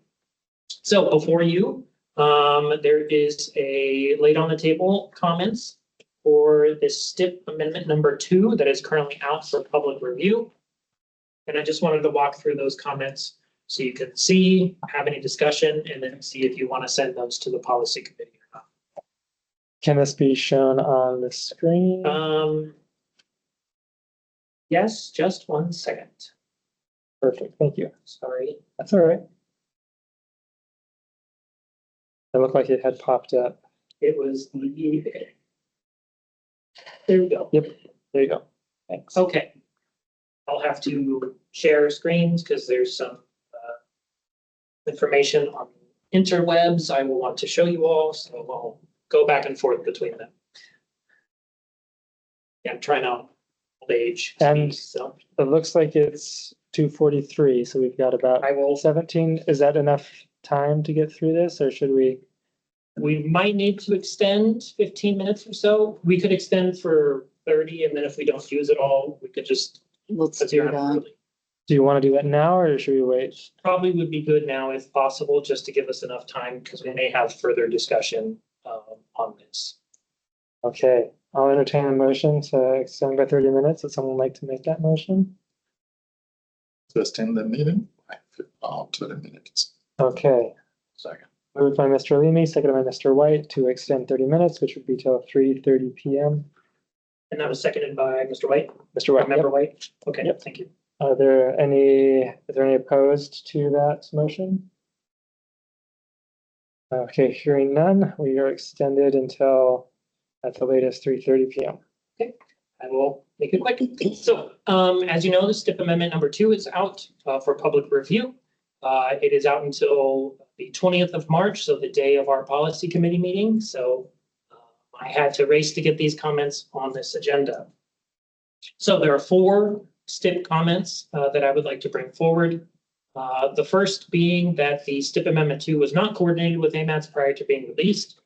This was brought up at the last policy committee meeting, and I felt that we should include it in these comments since the policy committee talked about it. And it's really helpful to have these STIP amendments run through the MPO prior to it being released, to give the MPO an ability to ask any questions regarding the fiscal constraint or effects, changes that might affect the AMATs area, and ensure that the ledger page matches the DIP. There are some options here on how this can be done, and I just wanted to lay them out in this comment. We can do executive sessions, which means the committee's members come in, they see the information, but it is not open to the public. I believe that is one of the concerns expressed by the department, is that if they give us the STIP amendments or STIP through the committee process, it basically becomes public before they're ready for it. So we want to try to work with the DOT to see if there's a way that we can make it happen to meet their needs while helping to meet our request. It can also be that staff can review it and provide technical feedback. And again, that's part of that. We review it, we send the information, but we don't make it available to the public. I'm more in favor of the executive sessions because then it gives the committee members the opportunity to review the document and provide any comments. Staff is only one part of the MPO, so it'd be the TAC and the policy committee. We'd have to make sure everybody understands executive sessions. You don't share the information out there. It's all internal for us, and it would have to be done in person, not virtual. Do you know what our peer organizations do with regards to this? Yes, everything is public with our peer organizations. So as part of the peer exchange, they didn't really understand the concern because for them, the STIP and the whole STIP process is public and available, and the public sees everything. They see all the changes, they see the back and forth, everything like that. So It's a little, they seem to be okay with the fact that it's out there before the, as they're working on it, before the final's ready to go. It keeps everybody involved, but I recognize that's not everybody's cup of tea. And I think we need to be understanding and flexible where possible. Because it seems to be a reoccurring issue that we're not getting this information before it goes out. Questions are being asked by committee members or staff, and we're not able to get those responses in time for the committees. So if we had the opportunity to compile those comments, get them to the DOT prior to, going out to the public, we could typically get those responses at the committee meetings or before the committee meetings and make it much more of a collaborative process without hindering or slowing down DOT's process for the STIP. So, and I just wanted to note here, the MSPC discussed the desire to figure out a process moving forward on this at their February 20th, 2025 meeting. This is not to bash on anybody. This is just to say it's been addressed at the PC now. So let's see what we can figure out moving forward. Okay, number 2, no overall detailed summary of changes was provided as part of STIP Amendment 2. So the dashboard that's out there, and I'll show it to you here in a second, does have information about there on what was changed. You could do a little bit of comparison, but it's not very user-friendly. It takes a lot of digging to see the information, and sometimes you can't even see some of the information. And I give examples here. So a summary of change could be useful to explain a couple of the following. There were 10 new projects added as part of Amendment 2. It's really hard to find what those new projects are. And it's really important that we as an MPO have an opportunity to review that to make sure none of them were in our area without being in the TIP, without being in the MTP, what's going on here. It's part of that trust but verify process that I think we all follow. And then another thing has come up. Where does the additional $400 million being added as part of Amendment 2 come from, and how is the document still fiscally constrained? So I'm going to show you the STIP page to understand where things are at. Okay, so here is the STIP.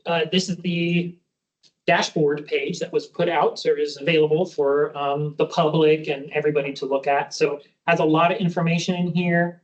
It gives you, STIP Amendment 2 at a glance, how many projects are in there, what the budget is by year, what the strategic investment areas are. I'm going to scroll fast. There's a map section in here. I'll get to the map section in just a second. You can search the amendment number 2 here by the House District, Senate District, Borough, DOT region, or strategic investment area. What's really cool is you can click on this and it gives you a lot of detailed information about the project. So that's really appreciated. You also have the opportunity here to compare the documents. You can compare it as the overall program or by project or program. So if you click on project or program, you can actually go through this and you can say, okay, I want to see what happened on Seward Highway 98.5 to 112, the parent and final construction. As you can see, it was not in STIP Amendment 2. It looks like they're adding it in as STIP Amendment. Sorry, it wasn't in STIP Amendment 1. It looks like it's being added in as part of STIP Amendment 2. So we're able to find one of the new projects there. But there's no indication that it's a brand new project. That it'd be nice if there were something noted that is a new project. And it takes a lot of work to go through here and find this information. But it is really cool that this information is there. Sorry, didn't want to mute. I muted. Okay, thank you. And so when you actually are looking at the overall information, you will notice that STIP Amendment number 1 is on the right. So there were 290 projects, total budget of $5.4 billion or $5.5 billion. And you can see how it was broken out by year, 1.3 to 1.2, 1.3 to 1.6 billion per year. And then amendment number 2 is on the left. There's 10 new projects that were added. And as you can see, there were some changes, some pretty significant changes. So now we have 2.2 billion for 2025. We still have the 1.3, 1.4 billion for 26 and 27. And then 24, you can see, is 949 million. So there's a little bit of an adjustment there. But the overall total went from 5.4 billion or 5.5 billion to 5.9 billion. I'm calling that out because the document's supposed to be fiscally constrained for amendment number 1. So how is it that they found another $400 million as part of STIP Amendment number 2? And is it still fiscally constrained? Where did that money come from? And somebody may ask, well, why do you care as an MPO? Your area is taken care of. Because of this. If this document is not fiscally constrained, we're not fiscally constrained. We don't have a program in place. What happens with the STIP impacts us. And so it's important for us as an MPO to feel confidence that the STIP is reliable in the information that it's giving out to the public and to other users, including FHWA. And having the ability to review this prior to it going out to the public is very helpful. Okay, next comment is on the dashboard. So I'm just going to stay on the dashboard so everybody's aware. So the new dashboard information and comparison is really good. So I want to acknowledge that this is a lot of really good information and effort done by DOT. This is the direction we all should be moving in. AMATS is going to be looking at this as well for future tips because this is really good to put out there. However, there's one thing I just want to note so they're aware of. When you look at this, you see there are 32 projects that are listed under NA for strategic investment areas. So it looks like they have there are 32 projects in TIP amendment or STIP amendment number 1 that weren't within a strategic investment area. It went down to 15. When you scroll up to find out that information and you say, okay, I'm going to search STIP amendment number 2 to see what those strategic investment areas are, you don't have the ability to select NA. So there are 15 projects that you can't search as part of this field here. I just recommend maybe DOT can put in an NA field here so people can see what those 15 projects are and understand why they're not part of a strategic investment area. And it may be that they're statewide type of projects. They may be just planning efforts, something like that. We just don't know because it's really hard to find that information out. And I think it would help all users if that was available. And I'm not sure if they're aware of it, so I wanted to call it out. Okay, last comment is on the map. So the map's really cool, really appreciate it. Again, you can filter the projects, you can go in, and it's really nice to be able to see what's happening in the state on a big statewide level. However, when you zoom into the Anchorage area, you may notice there are no projects within the AMATS area listed on this map. So it looks like there's a giant hole in the area and that no investment is happening within the majority of the municipality of Anchorage.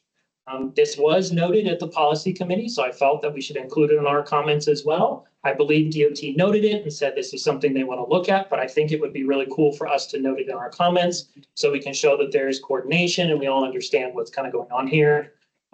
So staff recommends that, put some markers on the map. They can be in a different color, or you can have a note saying that these are within the TIP. So there's no confusion, which are STIP projects, which are TIP projects. We don't want to cause too many more issues, but it's really nice having this available because the TIP is part of the STIP. It's incorporated in. So when we do projects in the TIP, they should be reflected in this dashboard here. So you can see kind of the state as a whole. And, this is probably just an oversight. We're not trying to be mean here, but it would be helpful for this to be included. And AMATS is also wanting to work towards like a mapping system for our TIP projects. So, seeing DOT does this, I think gives us some ideas on what we can do moving forward. So we really appreciate the efforts by DOT and maybe we can learn from them as we go forward. So those are the comments that staff is recommending to bring forward for a policy committee to review and send to the STIP team. Thank you. Okay, perfect. Thank you, Aaron. Are these ones you can be part of discussions on? I think we can be part of the discussion. Don't think we'll probably abstain from voting. Okay, you're here, we can ask you questions. Yeah. Okay, sounds great. We'll do our best. Yeah. Okay, are there any questions or comments from the committee? Go ahead, Melinda. So instead of having you dig around, what was your collaboration with the DOT MPO coordinator, or is it not because this is the STIP, not TIP? So what is your resource? It would be hard to dig around. Yeah, I would, I don't really know what my resource is because the STIP is being developed and managed, I think, out of the commissioner's office by their whoever's doing that. Okay, And I don't really have a resource to go to Yeah. talk okay. on this until it's released for the public. And then I typically just gather the information, bring it to the committees. Because we're in a public process, I like to make everything transparent. So I typically just bring it here and then ask our questions. So one question that I have is if instead of it being put out to the public at the time that it was, if it's put out to AMETs and the MPOs at that time, public can find it, but it's not like advertised, the public review doesn't start and kind of all of that.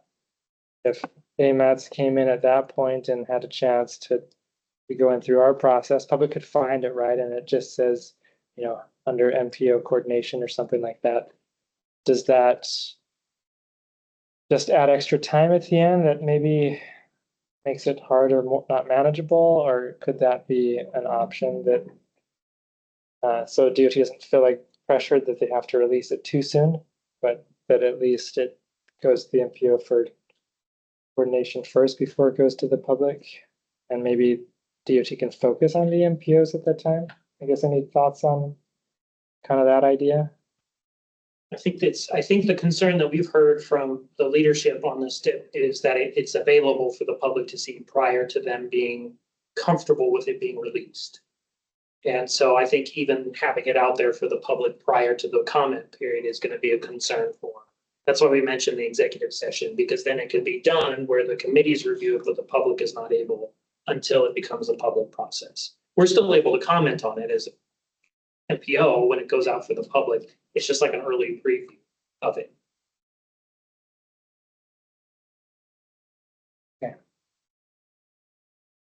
Okay. And sorry, real quick, No, go ahead. and we just want to make sure we're not delaying the STIP process any. So adding that extra little bit to it, I'm concerned that that could add extra time to the STIP process and cause problems for everybody. So, you know, we'd want to work with DOT that at a certain point they say, okay, it's time to meet with you guys in executive session to look at it, give us any feedback before it goes out to the public. And then it goes out to the public. We can review it then as well and provide any additional feedback we have. Would those executive sessions have to be public noticed and all that because it's an executive session? It's a closed door, not open to the public. I don't even know what the limitation is on staff attending.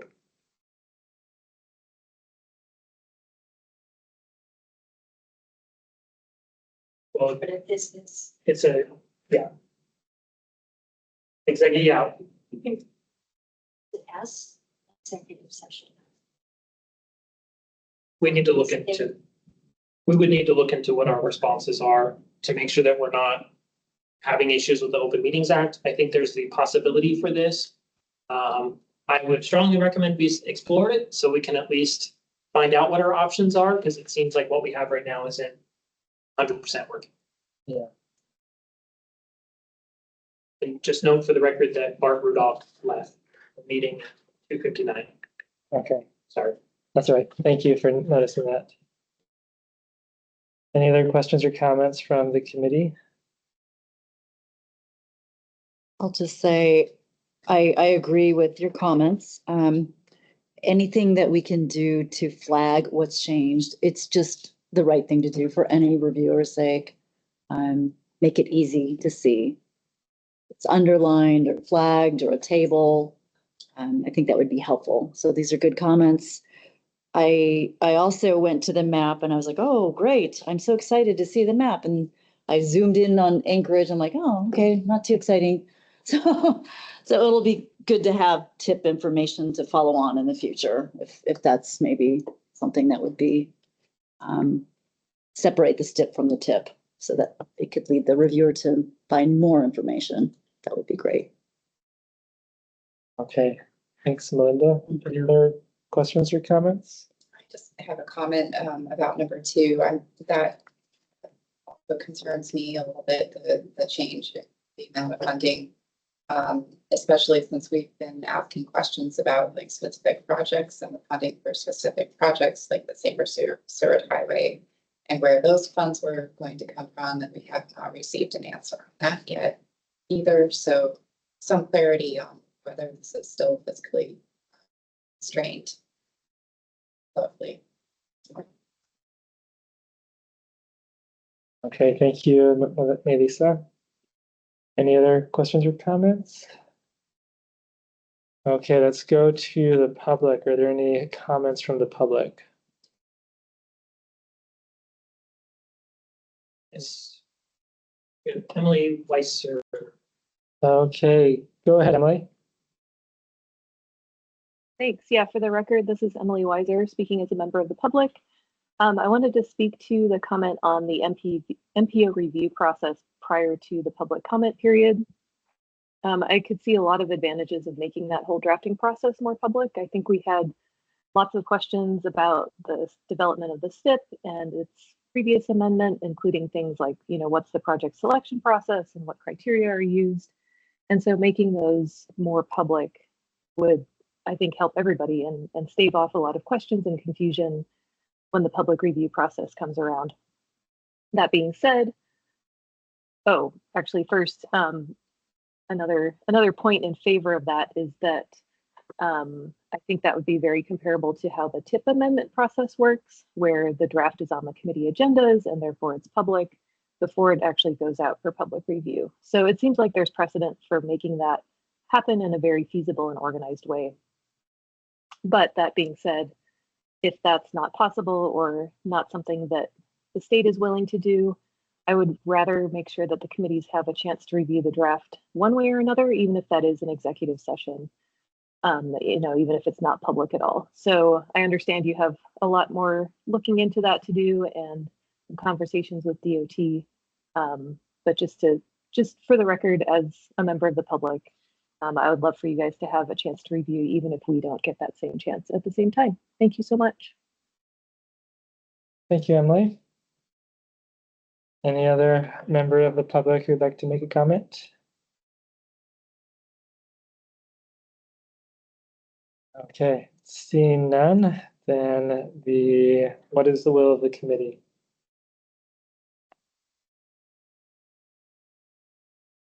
I move to recommend approval of the comments to the policy committee as presented by AMAT's staff. Okay, moved by Ms. Kohlhaas, seconded by Ms. Babb. Are there any amendments or discussion on the motion?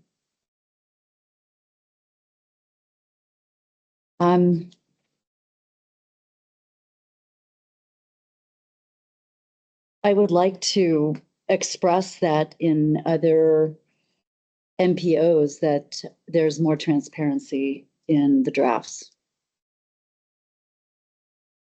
And if that could be added to number 1, just as a reference.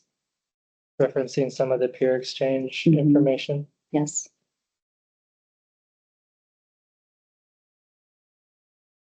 Okay, so we have, do you want to do it as a motion or as a friendly amendment? Oh, I don't know how to do it, actually. Would that just be a friendly amendment?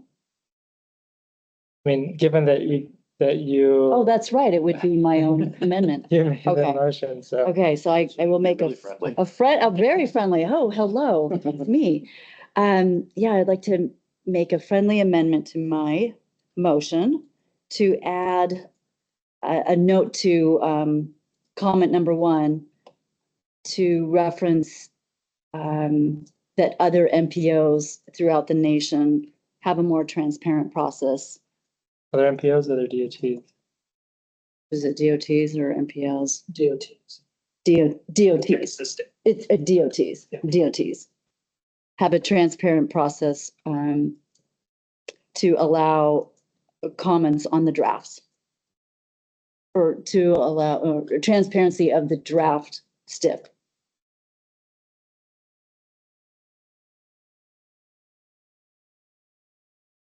And you're stating that based on kind of what Aaron had said earlier. Yes. So maybe my suggestion is that your friendly amendment leave some of that verbiage to Aaron to add, so that because I would not expect you to be an expert on what other state DOTs but they Maybe thought, what we can do is reference the peer exchange and say, as heard at the peer exchange, that there is an opportunity for more transparency leading up to the release of the public comment period. So MPOs can provide feedback at that time. And maybe that's something DOT can look at based on that.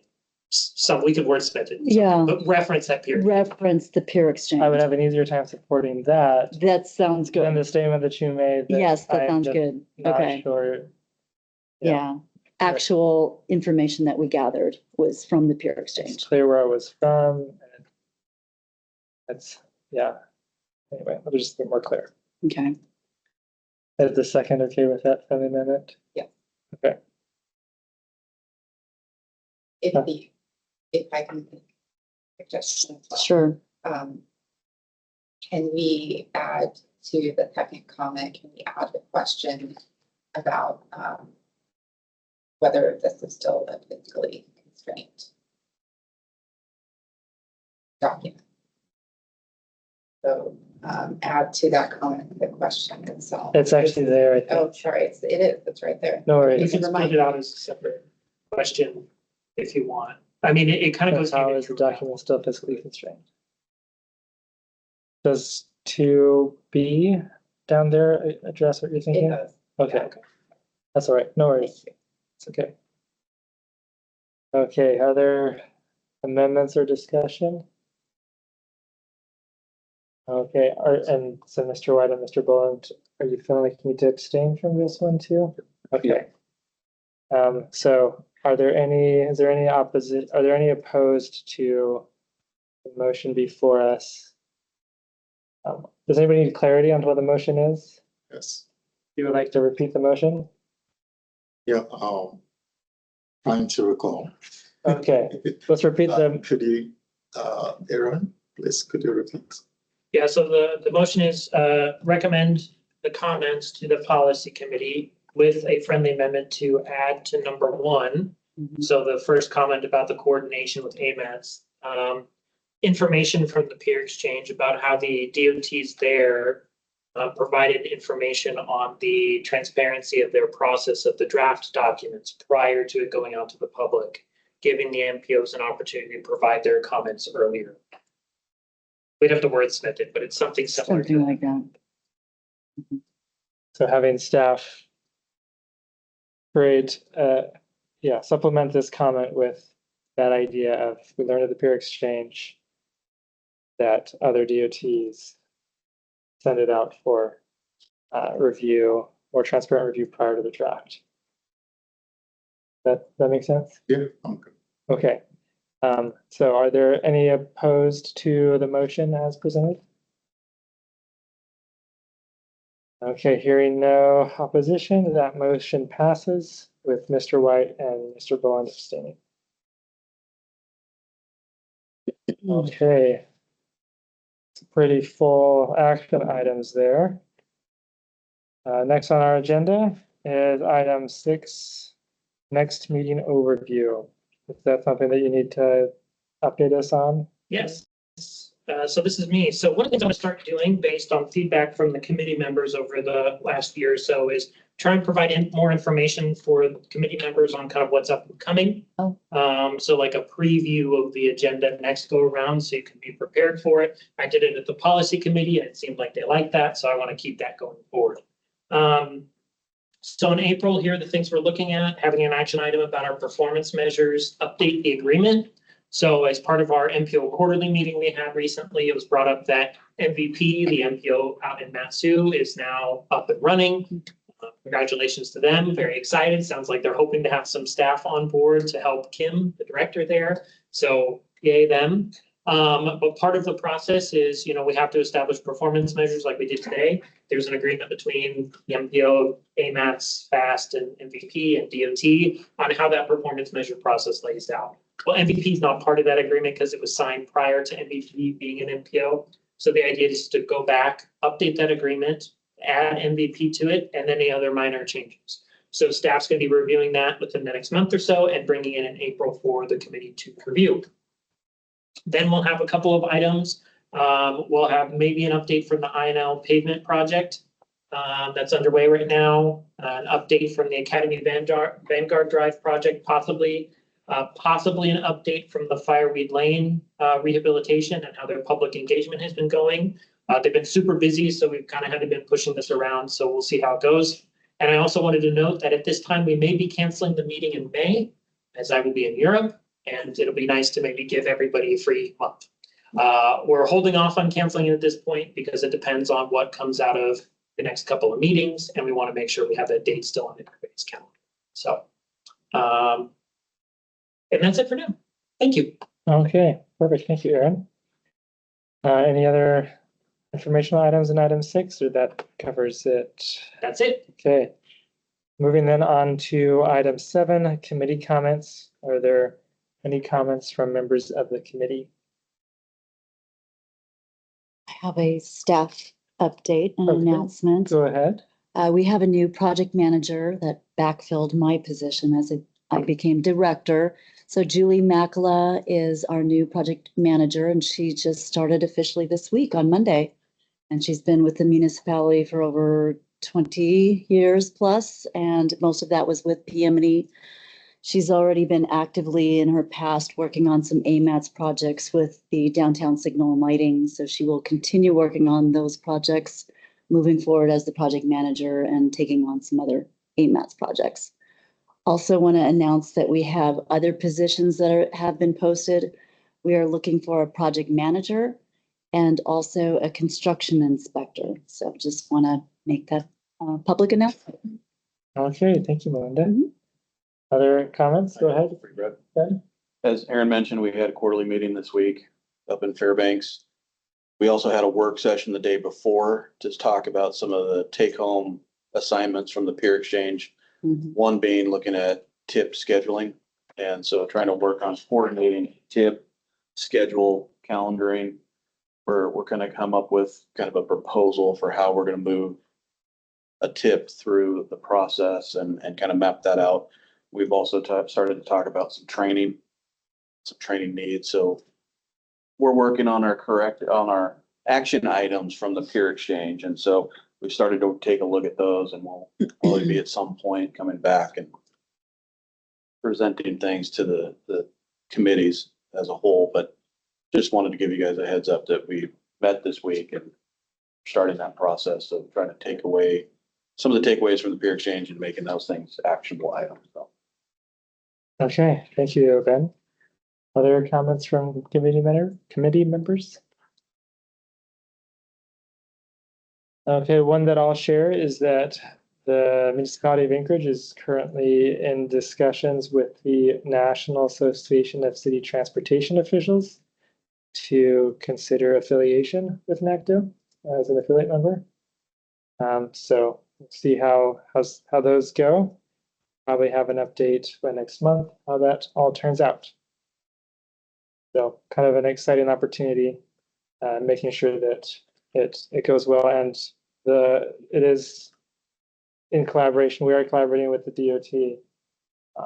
Anna Bozen is looped in on kind of what that's looking like. So definitely recognize the value of our state muni partnership, and however we design and operate and move forward with our city. So any other comments from committee members? Okay, moving on then to public comments. Are there any comments from members of the public?